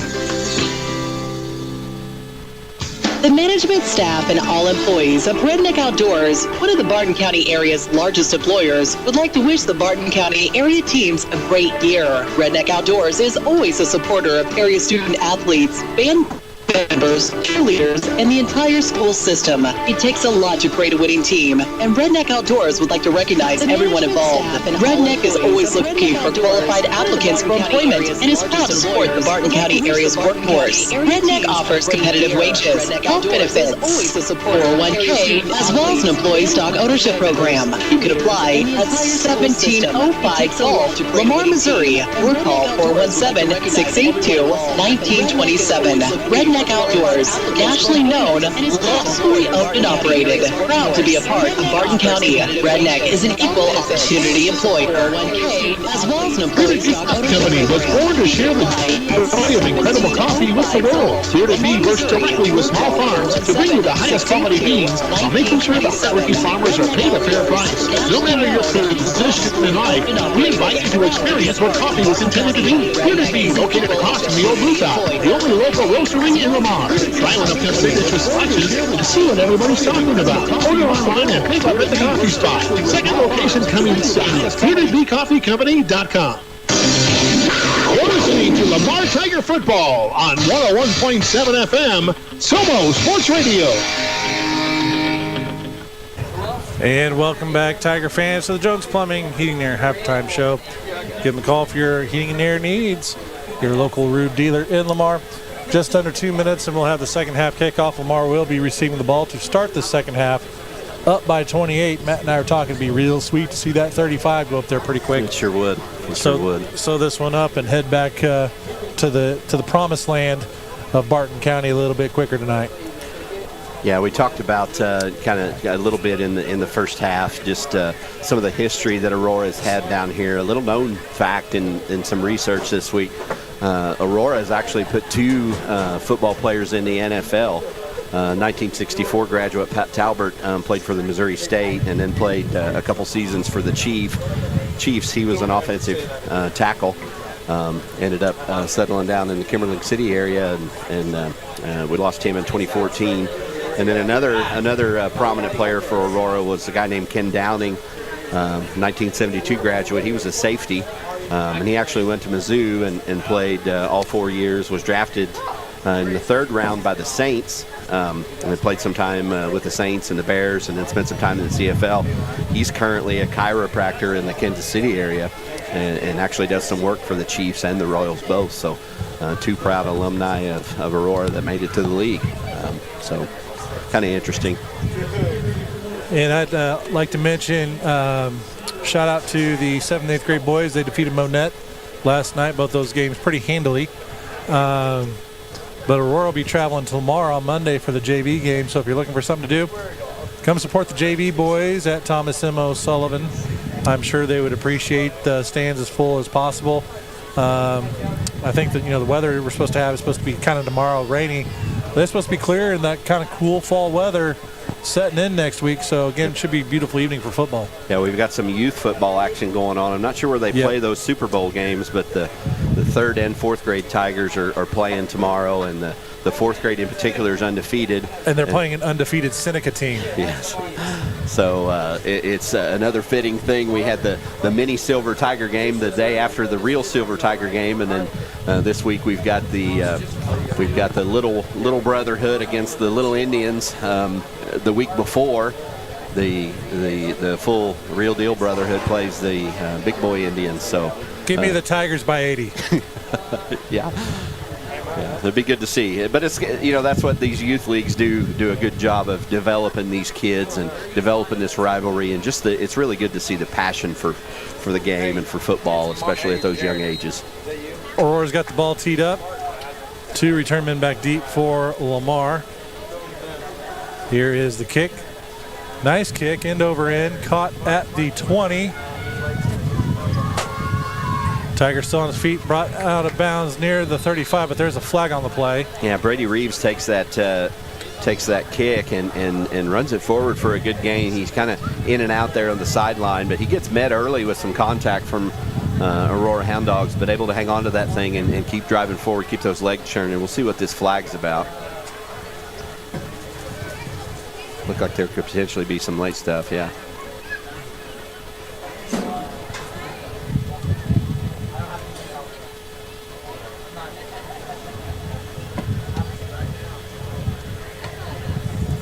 Looks like it's on Lamar. It looks like holding. The white hat's got his back to us, and the way he does that holding call is right in the middle and keeps those elbows tucked in. We can't quite see it from our vantage point, but looks like the ball is going to be on the 24.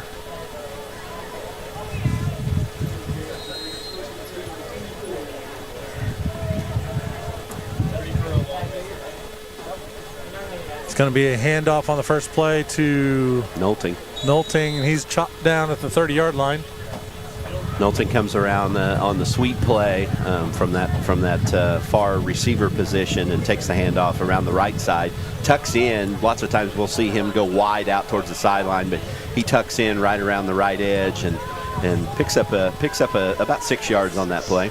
2nd down and 4 for the Tiger offense. Torbeck marching out to the left side of the formation. Nolting to the right. Powell in shotgun. Wingbacks are Williams and Moore. Nolting goes in motion right to left. Handoff to Williams. Good cut. He's going to have the first down brought down at the 39-yard line. Yeah, just a kind of a counter play. They fake the handoff to Jaden Moore from the right wing, and Williams comes over from the left wing position, takes the handoff, and surges forward. He's able to get brought down, but if he's able to dodge that tackle, he had kind of an open field in front of him. So, 1st down, 10 Tigers. First down brought to you by our friends at Stevens Automotive. Torbeck split out to the left, Nolting to the right. Powell and shotgun once again. Roy got a little jumpy, but no flag. Hand off to Jaden Moore around the left side, and he's going to be brought down near the 44-yard line. Yeah, Jaden Moore with that sweep play over to the left-hand side and takes that handoff and does what he does, runs hard. We talked about just how strong he is. Not real tall, but a solid-built young man, just a sophomore. And we talked a lot about this sophomore class and junior class too, just the excitement we have for the future of this program.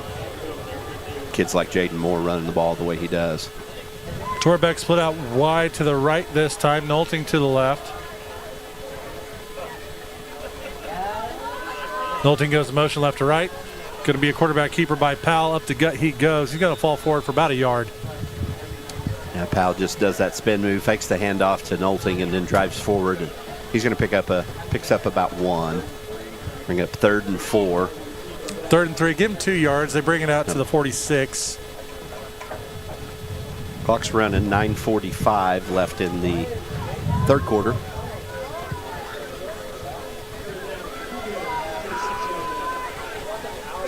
Third down and 3 for the Tiger offense. Torbeck, Nolting split out to the left.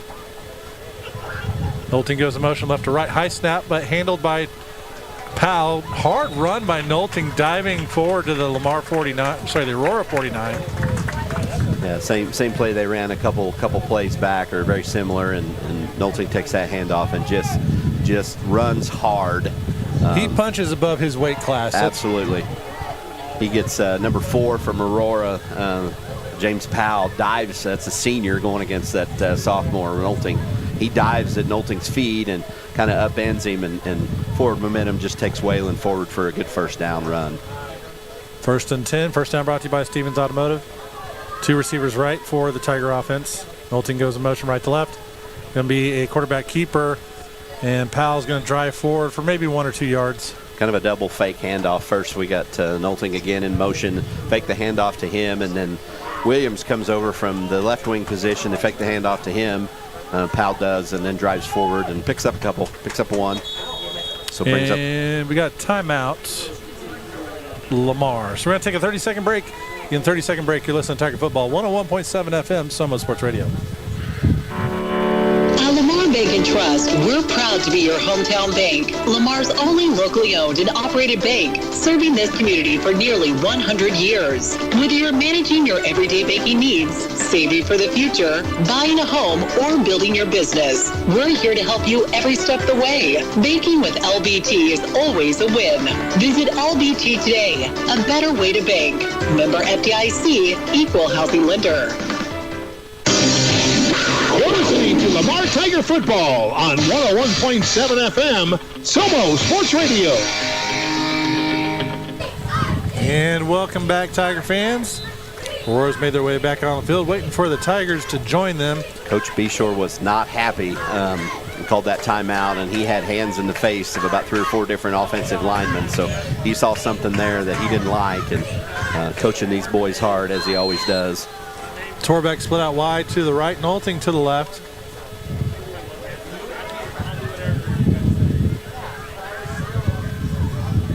Nolting goes in motion left to right. Val waits for him to set. And it's going to be a handoff to Taryn Williams from the wingback position. Up the gut he goes. He's at the 30, 25, 20, still on his feet. Breaking tackles, looking for 5. 5th touchdown of the night. Taryn Williams, have a game, son. Another good run by Taryn Williams. Just several things in that particular play. Gets whatever Coach Beshore told those O-linemen at the timeout. They listened.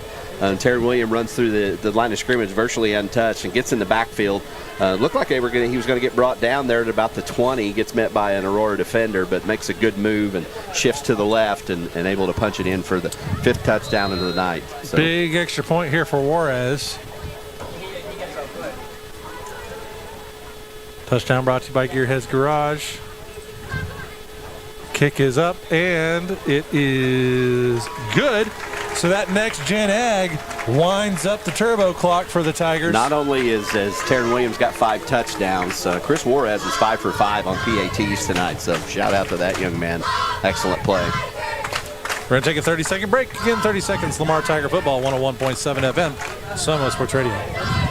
Bearded Bee Coffee Company was born to share the joy of incredible coffee with the world. Bearded Bee works directly with small farms to bring you the highest quality beans while making sure the hardworking farmers are paid a fair price. No matter your position in life, we invite you to experience what coffee was intended to be. Bearded Bee, located across from the old Blue Top, the only local roastery in Lamar. Try one of our signature selections and see what everybody's talking about. Order online and pick up at the coffee spot. Second location coming soon. BeardedBeeCoffeeCompany.com. You're listening to Lamar Tiger Football on 101.7 FM, Somo Sports Radio. And the press box just got a little bit lonelier. Coaches head down to the sidelines. They're up here in the nest. And a little roomier. Yeah. Torbeck with a little pooch kick here, and it's going to be fielded by Mount Vernon. Aurora, 25, Omar That's what I Freeze. meant. Yeah, he acted like he was going to let that thing go and then grabs it at the last minute, and Waylon Nolting is right there to meet him. So wisely he steps out of bounds. So Tiger defense comes out on the field. And I'm going to put that Taryn Williams run up for the Redneck Outdoor play of the game. He broke 4 or 5 tackles on that one. Especially back there in the secondary. And for such a, if you don't know Taryn, taller kid, he can get in gear pretty quick. Yeah, we talked about he's so deceptively strong. Looks like a tall, skinny kid. You're going to be able to put a shoulder in, but he's harder to tackle than what he looks for sure. Aurora looking to pass the ball, but we do have a flag on the play. I think there's a legal motion. They did have trips to the right, and then they tried to bring one of those receivers in on the line. Aurora kids, you can sense the frustration. Just not much going right. Nope, offsides on Lamar.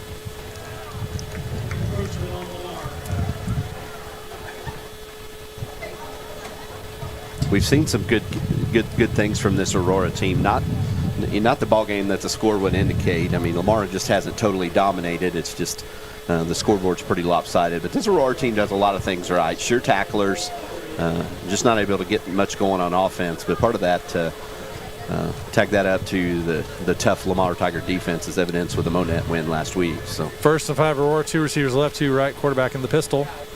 He sends one of those receivers right to left, little pop pass to him. dives over the first tackler. Going to have a short run on that play up to the 40. Brennan Diaz comes in on offense that time for the Hound Dogs. Typically just a D-back for the Hound Dogs, but he comes over from the receiver position on a sweep play, and they toss it forward to him a little bit. Just a junior, comes around that left side with some speed and able to get a good 8-yard gain on the play. 3 yards. It was first and 5. Yep. 2nd and 2, 7.5 minutes left in the third quarter.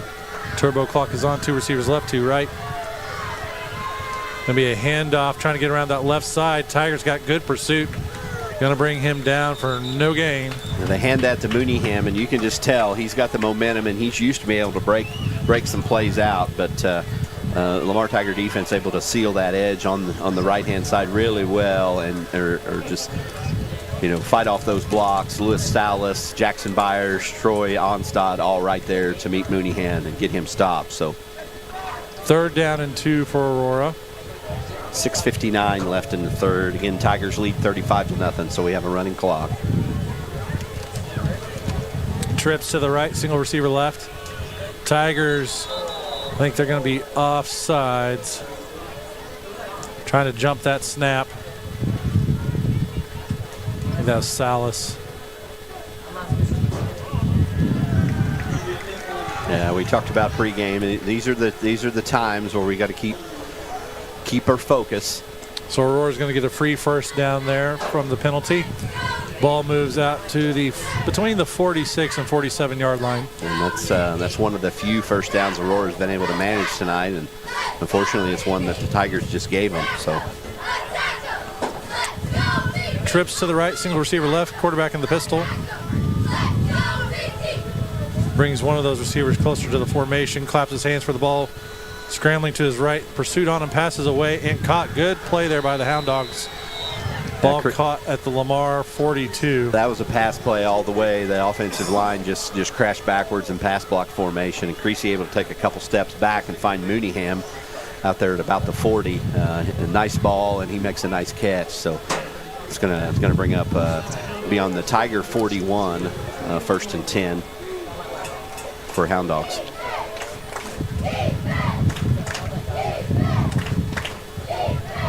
$13-yard gain for the Hound Dogs. Trips to the left, single receiver right, quarterback in shotgun. Send the lone receiver to the left side of the formation. There's a flat on the play. Lamar again, it looks like offsides. So getting a little undisciplined here midway through the third quarter. It's kind of obvious Aurora is going to want to pass and try to put some points on the board, and the Tigers just being a little overly aggressive on the defensive line, trying to time these snaps a little bit and get in the backfield. It's been effective for them thus far, but they just need to turn down the intensity a little bit and play fundamental, solid football. Don't lose focus. So 1st down and 5 for the Hound Dogs. Those sacks will be there. We just got to wait till they snap the ball. 2 receivers right, 2 left, quarterback in the pistol. Going to be a handoff to the running back, and he stays on his feet. He was met in the backfield, and Carson Parker lays the wood on him. Yeah, that was number 12, Sean Sayers, a junior from Aurora. A lot of juniors on this Aurora team, so again, like Lamar, a lot of juniors and sophomores that are playing meaningful minutes, so this is going to be a competitive game for the next couple of years. 2nd down and 1 for the Hound Dogs.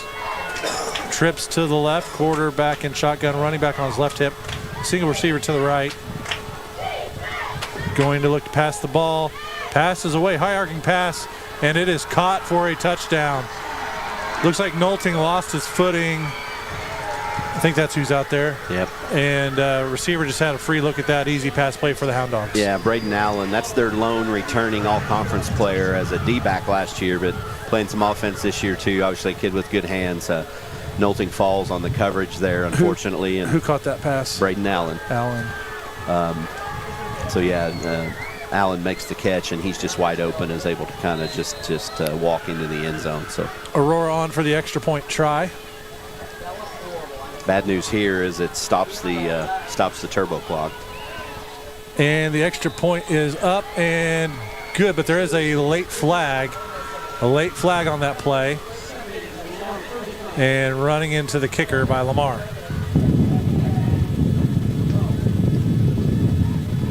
You'll have to help me with the formality there. They'll add that on to the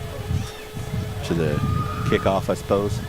Yeah, they'll get to kick off from the shoot. Normally it's at the 40, so what, the 50? 50 or Lamar 45?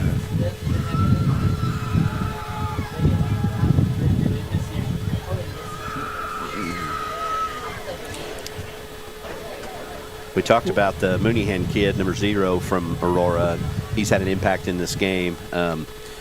Just a sophomore, like we talked about, but that kid's also an All-State. Last year as a freshman was an All-State honorable mention as an outfielder in baseball. So, yeah, Aurora's had a lot of good baseball players come through lately. Some that I think have even made major leagues now. Yeah, Aurora, a rich tradition in athletics. We talked about some of their football accolades, but always a consistently good baseball team and basketball team that's always competitive with the Tigers. Long-time Big 8 members, and they've had a lot of turnover in coaching and administration down here in the last few years. But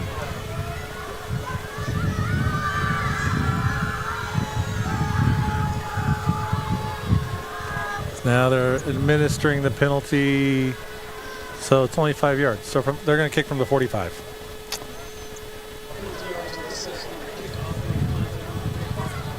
this will be only their second kickoff of the game, their first score, and they kicked it off to us to start the half. Reeves and Nolting back as return men around the 10-yard line.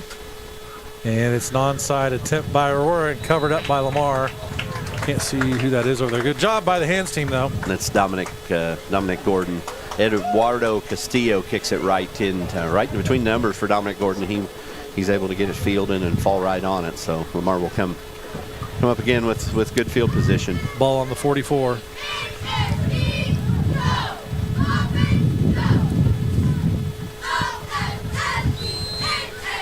Once again, Lamar leads 35-7. There's 4:34 left in the third quarter. One receiver left, one to the right. Powell in shotgun. Nolting goes in motion left to right. Going to be a quarterback keeper by Powell.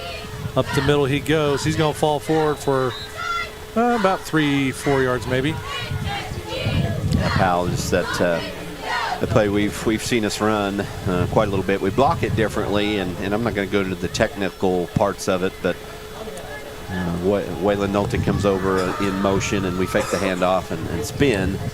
And Powell just is able to surge forward. That time looks like they give him 4. Second down and 6. Clock continues to run. 4 minutes left in the third quarter. Tigers lead 35-7.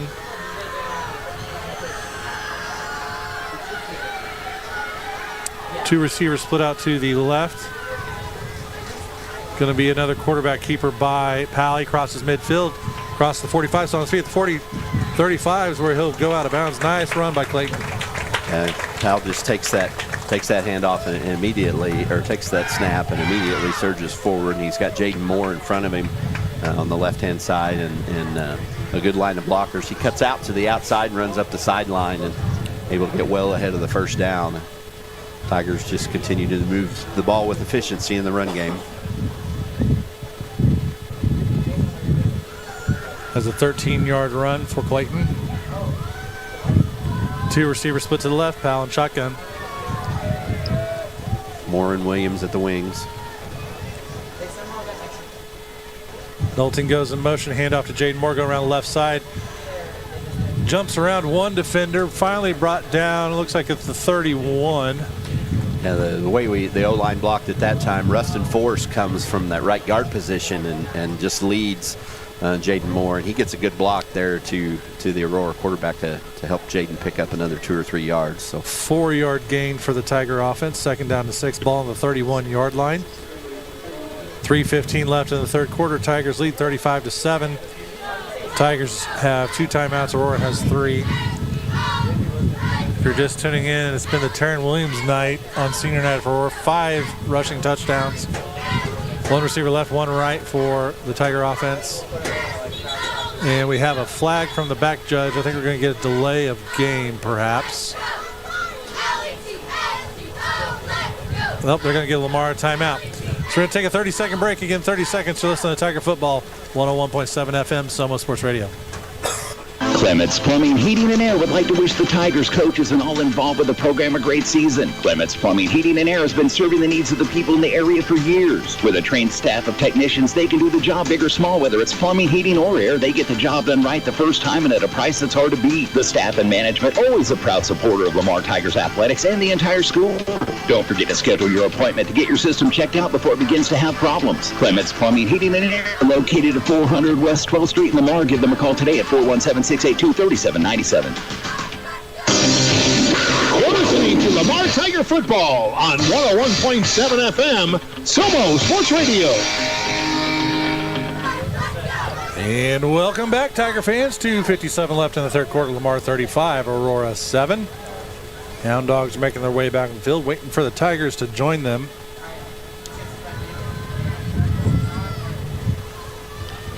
Here they come out to the line of scrimmage. Landon Eisen in the game this time. Marching out to the left side. Torbeck to the right. Kyler Eisen. That's what I meant. Had that conversation earlier when you know people. We were talking about that before the game. First names are hard. We usually get the last names right, but first names are hard for us sometimes. Eisen goes in motion left to right. Going to be a quarterback keeper by Powell. Up the gut he goes. Trying to follow some blockers. Not a whole lot there on second down. Eisen comes in that time and takes the place of Nolting, and so he's going to come across on that motion, and we fake the ball to him. That's another young man with some speed. Very fast. Kyler, a junior. A little undersized, but certainly a young man with some speed that's made some meaningful plays this year for the Tigers. 3rd down and 2 for the Tiger offense. Kyler Eisen marching out to the left side once again. Trent Torbeck to the right. Clayton Powell in shotgun. I almost said Logan. I swear I almost did. Going to be a handoff to Eisen, trying to get around that right side. He finally turns the corner, but not quite quick enough. He stretched that one out almost all the way to the sideline. And just right on cue, we hand it off to Kyler Eisen, and yeah, he shows that speed, just not able to get around the edge. And there was a late flag on that play too. And I think they're going to call block in the back, maybe just the hand motion that the side judge is making. I don't know. White Hat will tell us in a second. Be sure it's not whatever they're discussing. He's not really happy with it, so we'll see what they call here. White Hat headed over to talk to Coach Kime on the other side. I think block in the back. Yeah, there was a lot going on. There was kind of a crowd there at the edge, right along the sideline as Eisen came in there. So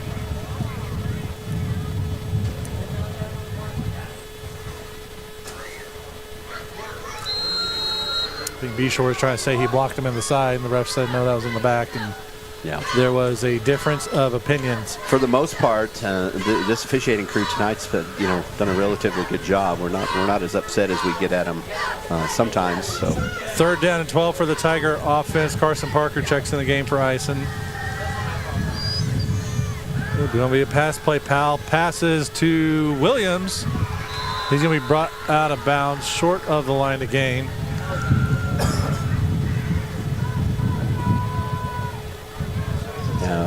Williams lines up at a receiver that time, which should have gave the Aurora crew a little heads up, but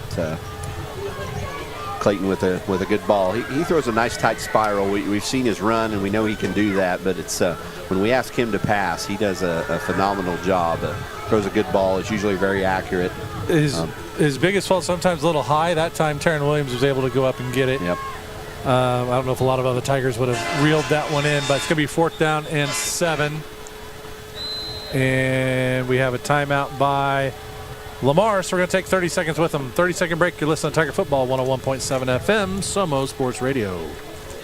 You want real pizza made fresh with homemade dough and sauce with all the ingredients? Go to Mother Tucker's Pizza. Your perfect pizza is waiting, and they have curbside delivery. Dine in, a daily buffet, fresh daily salad, or you can try nachos, wings, mushrooms, and toasted right out of the oven sandwiches. Mother Tucker's Pizza has 12 specialty pizzas, or they can custom make yours. They also have a huge patio to hang out with friends and family. Come on by before the game. Mother Tucker's Pizza, the pizza you've been waiting on. Next to the golf course in Lamar. Call ahead, 681-0855. You're listening to Lamar Tiger football on 101.7 FM, Somo Sports Radio. 1 minute left in the third quarter. Tigers lead 35-7. And so far in this game, at least my opinion, Mother Tucker's head of the game. Going out to Trent Torbeck. Heck, he about knocked himself out on that hit. Yeah. But he let Mooneyham know that he was here. That's right. And play of the game, the long Taryn Williams run for a touchdown, his 5th touchdown of the evening, breaking several tackles along the way. 4th down and 7 for the Tiger offense. 1 receiver to left, 1 to the right, Powell in shotgun. Ison goes in motion left to right, looking to pass the ball. Powell scans the field, passes away, high pass to Ison, and he's not able to reel that one in. Good look there. I think Ison got a little turned around. The ball was on him. He did. I was watching him as he ran that route, and just the speed he's got is impressive. But yeah, he has not run a lot of these routes for us in a definite passing situation. So he was doing it with some emphasis there, and just got his legs tangled up a little bit as he tried to turn around. And Clayton again puts a really good ball, I think, in the right position where it needed to be. Ison wasn't just able to catch to get his hands on it. So Tigers will turn over on down. 1st and 10 Aurora from the Aurora 31. Trips to the left, single receiver to the right. Quarterback looking past the ball, looking to his left, pass is up. Got a man on him. Good. Did he come down with that? That ball hit the ground. Okay. No. They were kind of talking about it for a second. I thought it hit the ground too. 20, Brennan Diaz. Again, that's that cornerback that they've got playing wide receiver some too. And Brody Gardner drops back in coverage from his linebacker position and is back there to help make the play along with Brady Reeves. And they do a good job defending that thing without contact. So very well played. The ball kind of ricocheted off a Tiger player. The receiver fell down, and the ball was coming down. It's like they gathered in at the last minute, but it hit the ground first. That's a kid we don't talk about a lot, is Brody Gardner, but probably a little bit not as big as your prototypical outside linebacker, but a kid that's certainly got some speed and helps in pass coverage for sure. Trips to the left, quarterback in the pistol, single receiver to the right. Now they send one of those trips receivers in. Looking to pass the ball, he scans to the left. Now he shifts to the right, passes away and caught. Nice play there by the Hound Dogs. Yeah, they go to Diaz again. He's a sure catcher, and a good ball and a big gain that time for the Hound Dogs. That was Diaz on the reception? Yes. That time Aurora had several, quite a bit going on as far as receivers. They send a lot of guys up the field in some crazy looking kind of routes and tough to defend. 1st and 10 for the Hound Dogs. Going to be a handoff. They get across midfield. He's broken away here. He's at 40 at 35. Finally stood up at the 30. That Mooneyham. Yeah, it's Mooneyham takes the handoff, and he's out to the right-hand side quick, and he calls for a block, and could have went the distance, but Waylon Nolting able to fight off that block and make the tackle on Mooneyham to save the touchdown. But I think the Hound Dogs are going to be content to take this one to the quarter, and they are. We're going to take a 30-second break. Again, 30 seconds to listen to Tiger Football, 101.7 FM, Somo Sports Radio. It's Friday Night Lights in Lamar, and the Tigers are driving down the field. But you know what's even better than a touchdown? Getting into your dream home with a mortgage. That's a win every time. I'm Nathan Mayberry with USA Mortgage, and just like the Tigers, I've got a game plan. We'll get you across the goal line into a new home. So whether you're buying, refinancing, or just want a strong financial offense, call me, Nathan at USA Mortgage. NMLS 256722, USA Mortgage, NMLS 227262, Equal Housing Lender, not an offer to lend. Subject to approval and additional terms apply. Listening to Lamar Tiger football on 101.7 FM, Somo Sports Radio. We enter the fourth quarter. Lamar 35, Aurora 7. But Aurora's marching down the field on this possession. I'm sure Coach Beshore said, hey, you haven't wrapped up this game yet. Get back in it, boys. Probably not like what he's seeing here in the end of the third quarter. there's always things that we can improve on, especially, this game's well in hand, and we got a quarter left. But not the time to let up, and certainly things on each play that we can learn from, and mistakes are made, and good things are done too that we can build on. But also, it's just important to play each play the best that we can, and continue to improve, because we got a big one next week and then into the playoffs. 2 receivers left, 2 right.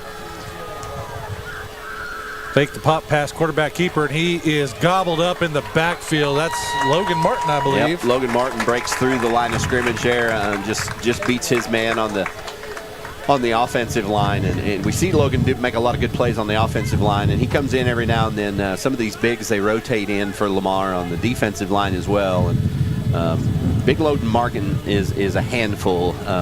6'4", 6'5", 250, 260, a big kid that's athletic too. And he's able to get there and get his hands on Creasy and get him brought down. 2 receivers left, 2 right. Quarterback in the pistol. Send the running back out into pattern. Quarterback's looking to pass the ball, and he is hit from behind, but gets the pass away. Good catch there by... Looks like 21, Tarek Rackley. I think he's had another catch or 2 in the game, so. Looks like the ball's on the 20, the 30, because he would have been down where he hit the ground. So no gain, right? Yep. There's a short pass, and the difference in the no gain is Reevely was on his heels. Again, that the Lamar Tiger defensive line crashed the O-line, and he had to backpedal quite a little bit before he threw that ball. So 3rd and 14, trips to the right, single receiver to the left, looking to pass the ball. Martin's put some heat on him again. Pass is away and caught, and they got room to go. They're at the 10, and they are in for 6. Yeah, Reevely able to have some motion in the pocket there. Looked like they were going to get him sacked, and he's able to make a couple steps forward and hit an open man. Braden Allen cuts across on that crossing route and able to catch it, and he was just ahead of the Lamar defense and able to circle around for a touchdown. So 2 back-to-back touchdowns from the Hound Dogs with no score from the Tigers. So special teams comes on for the extra point try. Here's the snap. Kick that's a low one. We'll see if it went over the crossbar, and it did. So 35-14, Hound Dogs, 11:01, Lamar Tiger lead, 35-14. 11:01 left in the 4th quarter. But we're going to take a 30-second break. Again, 30 seconds. You listen to Lamar Tiger Football, 101.7 FM, Somo Sports Radio. Deary Grill and Chill of Lamar invites you to check out the new DQ app. Explore the menu, order ahead with easy ordering, save with weekly deals, and more. Your go-to app is now cooler than ever. Locate Deary Grill and Chill on the app and see how easy it is to order your fave eats and treats. Repeat your orders in a flash with one-click reordering, and speed things up with the addition of Apple Pay. Only at DQ. Happy tastes good. To Lamar Tiger Football on 101.7 FM, Somo Sports Radio. Aurora special teams comes on to kick off this ball. 2 return men back deep for Lamar. Spread out between the 15 and the 10.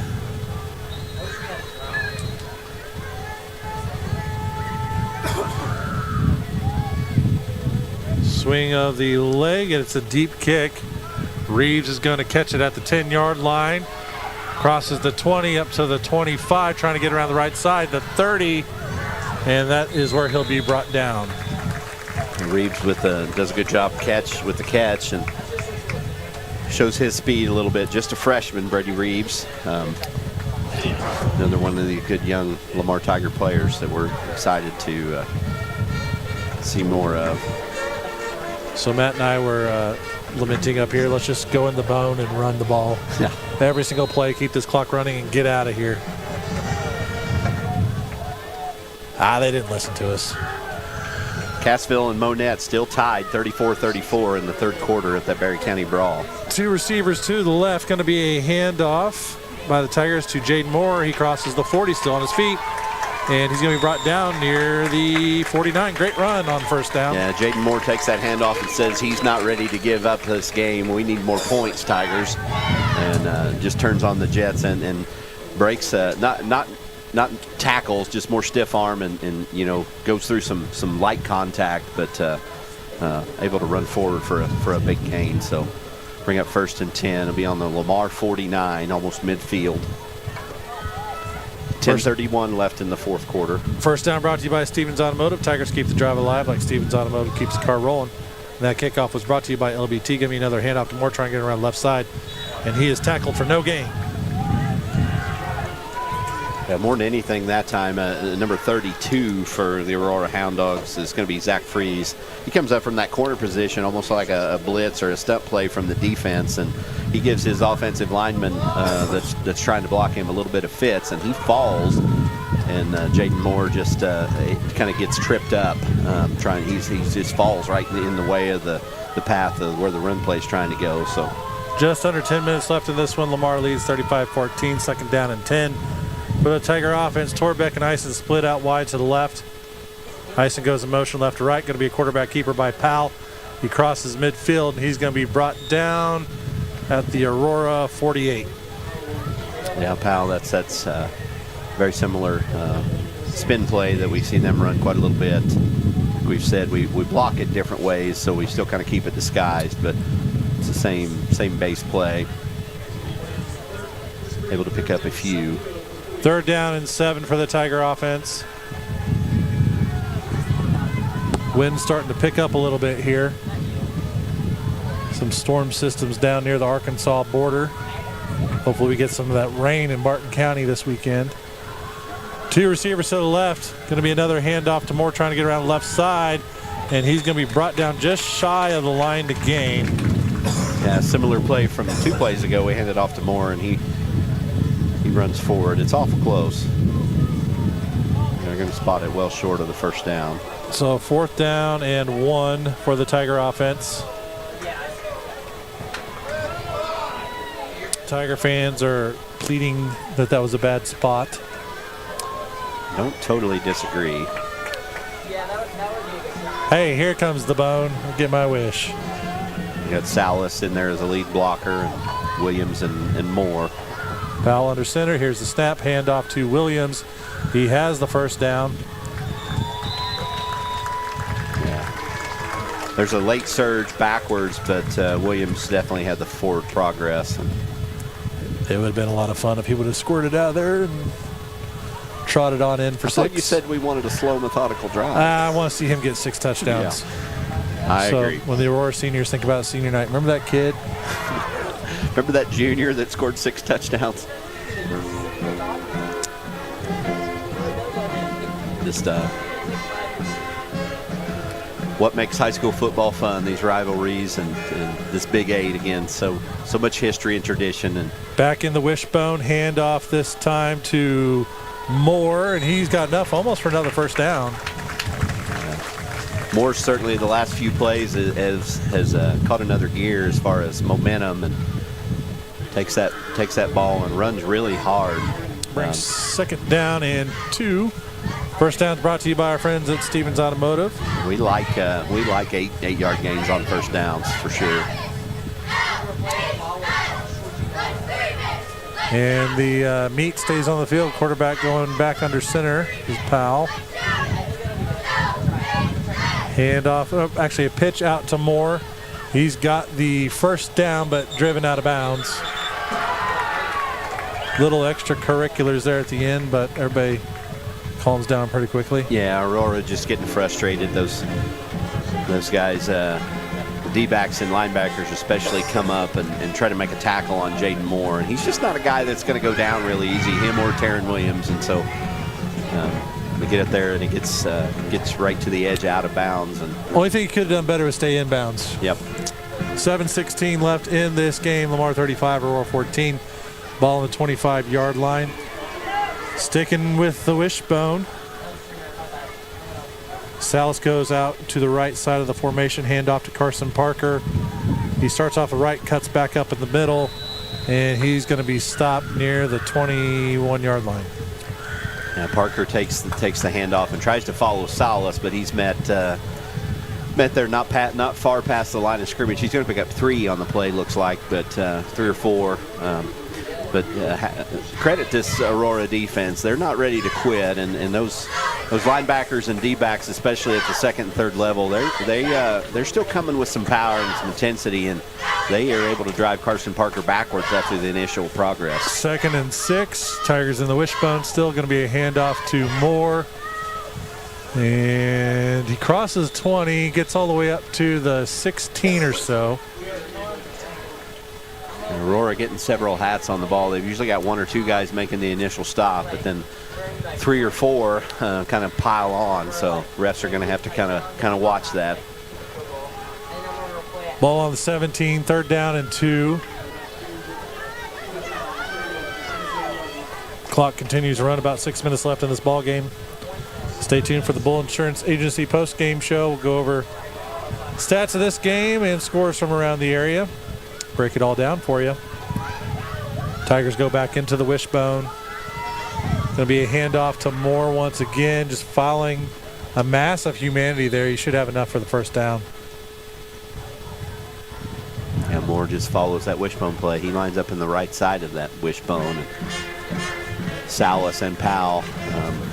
Powell turns and hands it off to Moore, and then they both search forward, and Moore's able to follow him, and Taryn Williams. So ball on the 14-yard line. Another first down brought to you by Stevens Automotive. Tigers once again inside the red zone. Trying to get a 4 up on that scoreboard.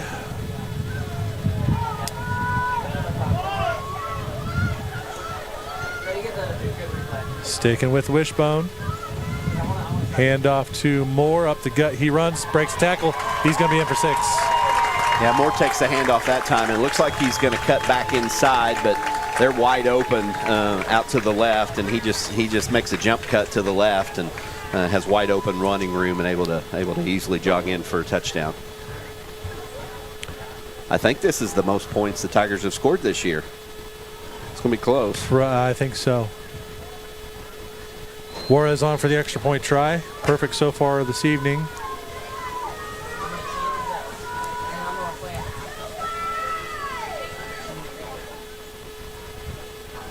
Extra point brought to you by Next Gen Ag, your local DeKalb and Asgrow dealer. Here's the snap. Kick is up, and it is good. 63 is 6 for 6 tonight. 5:22 left in the fourth quarter. Lamar 42, Aurora 14. We're going to take a 30-second break. Again, 30 seconds to listen to Tiger Football. 101.7 FM, Somo Sports Radio. Eisenhower Lumber is your full-line lumber and hardware store, working to provide contractors, carpenters, and the do-it-yourselfers quality products and friendly service at competitive prices. How about Valspar Paint and Holland Grills? Eisenhower Lumber is your source for plumbing, electrical, paint, building materials, millwork, and lawn and garden. Eisenhower Lumber, 903 Gulf in Lamar, or call 682-5545. Find them fast in names and numbers. You're listening to Lamar Tiger Football on 101.7 FM, Somo Sports Radio. Trent Torbeck back on to kick. Then, as we've talked, they've.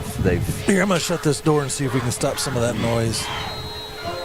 Hey, look at that. They've rotated Trent Torbeck and Logan Martin back and forth on these kicks. And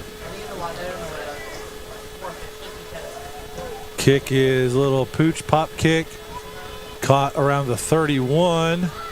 And he's going to be brought down around the 39 or so, 38. Trent Torbeck very, very consistent in his kicks. Of course, his coaches are probably telling him where they want to go and where they want to place it, but his kicks are high and end over end and hard to catch, hard to field. Aurora was fair catching them early in the game, but the last couple they've caught and ran a little bit. But hats off to Trent for the consistency there in that kicking game. Here's a score for you. I'll say the other score first. Bowling Green 0, Valley Catholic 56. Wow.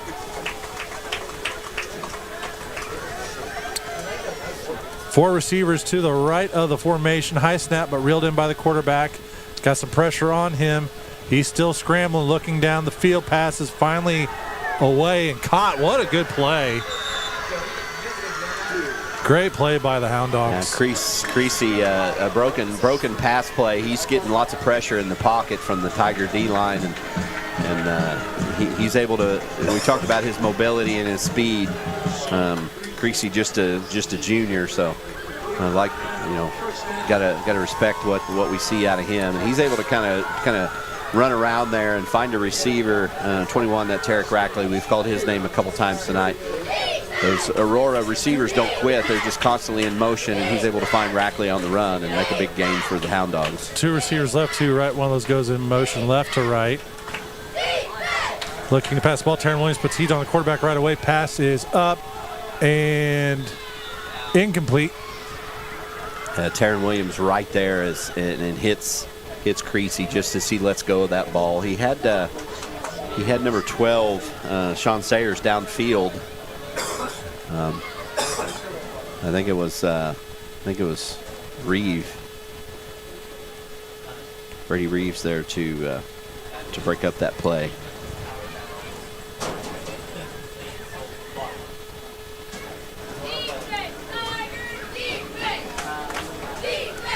Second down and 10 for the Hound Dogs. 3 receivers to the left, 1 to the right. Quarterback in the pistol. Looking to pass the ball. Scans field to the left, passes away, and caught. Good tackle there by Ansley, but that's going to be close to a first down.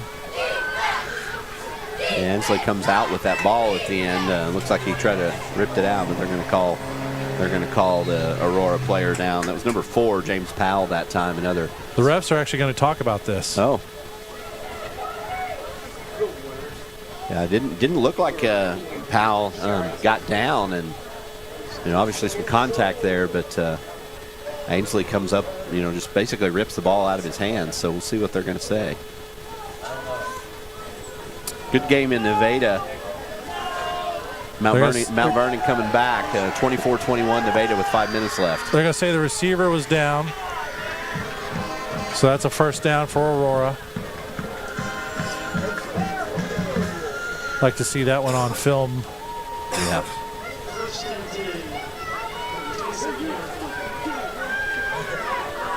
Cassville takes the lead in the Berry County Brawl, 41-34 in the third quarter. So that was a 17-yard gain for Aurora. Trips to the left.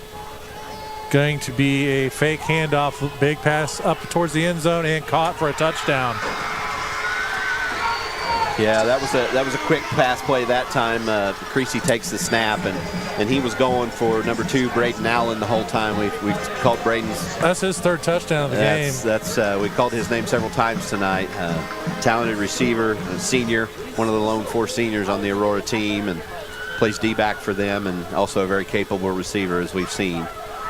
So good connection from the Hound Dogs. Tiger defense needs to step up here. Aurora special teams on for the extra point try.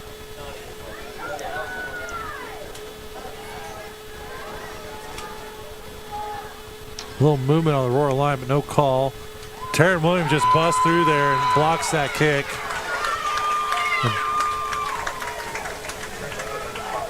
Yeah, Taryn, just so athletic and able to come around. They line him up on the end position because he's got some speed and agility to get there, and obviously those big old long limbs. You get those hands in the air in front of the kicker, and it's pretty well lights out. He gets that one blocked with plenty of time. So 42-20, Tigers lead the Hound Dogs. 4:21 left in the fourth quarter here in Aurora.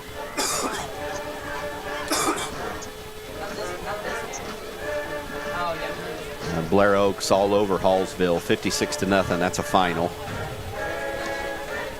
4:21 left in this one. Tigers 42, Aurora 20. You got Seneca all over East Newton, 49-7. Warsaw 39, Midway 9.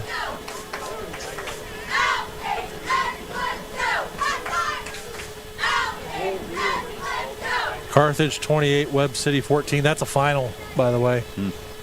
So party in Carthage tonight, Maple Leaf tomorrow. Some of that party might not stop, knowing some how some of those Carthage folks treat Maple Leaf weekend. They were starting today. I talked to some folks this afternoon that were cooking brats for the Rotary for there in Carthage. And deep kickoff through the end zone for the Hound Dogs. They didn't have much time to talk to me. They were having fun.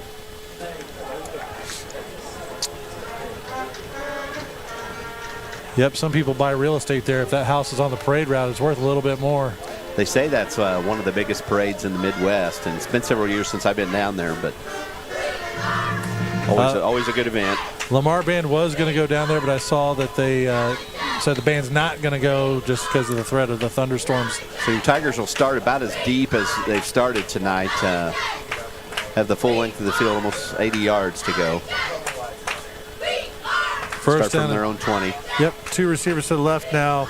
Knowlton goes to motion, quarterback keeper by Powell. And he's going to be brought down at the 24-yard line. Yeah, Powell just takes the handoff to Knowlton, as we've seen a lot, and surges forward. Picks up about 4. Just over 4 minutes left in this ball game. Tigers 42, Aurora 20. Final out of Seneca. Seneca 56, East Newton 7. Lockwood 66, Appleton City 12. 1 receiver left, 1 right, quarterback in shotgun. Going to be a handoff to Carson Parker, trying to go up the right side. Dragging some bodies. He's got enough for the first down. Yeah, the flag comes out on the play. Looks like there's going to be some late action to Carson Parker. He gets that ball, and sometimes we'll see Carson kind of follow a blocker and be hesitant in the way that he runs, just try to let that play develop. He grabbed a hold of that one that time and just took off. So that forward momentum gets him out. See what they're going to call Face here. mask on Aurora. Yeah. So they're going to bring the ball all the way up to the 49. I think he had the first down to begin with, and then they tack on the penalty, and so. First down's brought to you by Stevens Automotive. Another close game. Jasper 24, New Heights 22. Dropping all over Willard 49-0. 2 receivers out to the right side of the formation. Powell's in shotgun by his lonesome. Going to be a handoff to Knowlton, trying to get around the left side, stretching the play. Finally brought down around the Aurora 49. And Knowlton takes that play, as we see him come across lots of times, and coming from that right receiver position, takes that handoff, and quite a bit of speed, but a couple defenders out there. Carson Parker makes a nice block to get Knowlton a little bit out there, but one more defender out there for Aurora, and he's able to get Knowlton brought down for just a short 1-yard gain. Yep, put the ball just on the Aurora side of the 50, barely. 2nd down and 9. 2:40 left in the ball game. 1 receiver left, 1 right.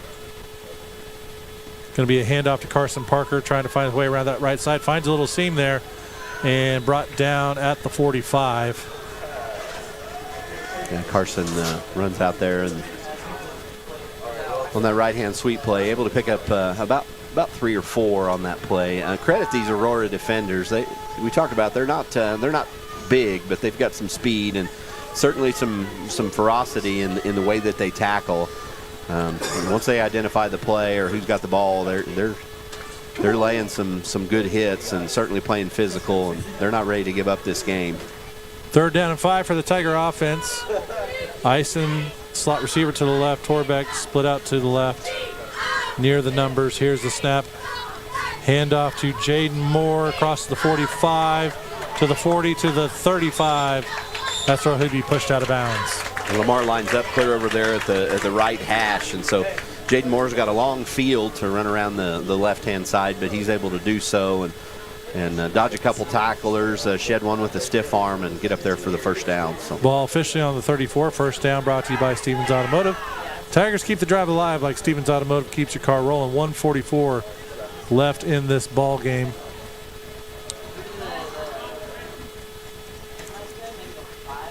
Chase McCullough checks in the ball game, I think, for the first time this evening. He'll be one of the wingbacks this time. Ison and Torbeck split to the left. Going to be a handoff to Moore, and he's going to be drugged down in the backfield for a loss on that play. Yeah, missed assignment there. on the right-hand side of the. And there's a scrum here on the field. There's a flag. That's Logan Martin in the middle of it, and several Hound Dogs. And B-Shore is none too pleased. Yeah, it takes a lot to get Logan Martin upset. Pretty level-headed kid. B-Shore certainly got in his ear and getting him settled down. This is not the place where we want things to get chippy. This game out of hand. 22-point lead with minute 32 left, and the Tigers are driving. There's 2 flags down. I'm not sure if we got 2 separate penalties or exactly what's going on here, but referees are talking it over.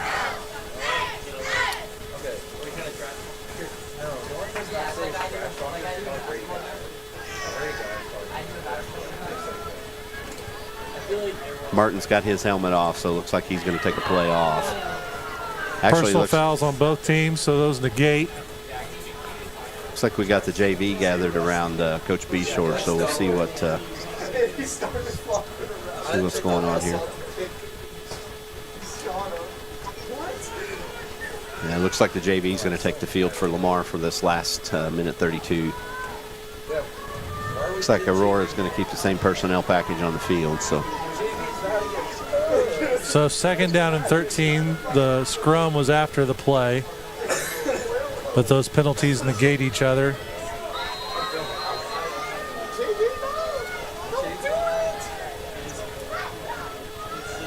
Looks like we're going to have number 4, Blaine Harris at quarterback. And got to get one more lineman out there. They're going to bring in Juarez. Here's the snap. Harris going to run the ball. Nice little, oh, he got clocked. Yeah. Oh, boy. Aurora's going to celebrate that one, but let's calm down, guys. You got a junior hitting a freshman, so let's keep things in perspective. But how about that run for Harris? Shows a quick burst of speed and able to run forward. He's able to pop right back up, though. 42 seconds left in this ball game. They can let the clock run down, run one more play, and that'll do it.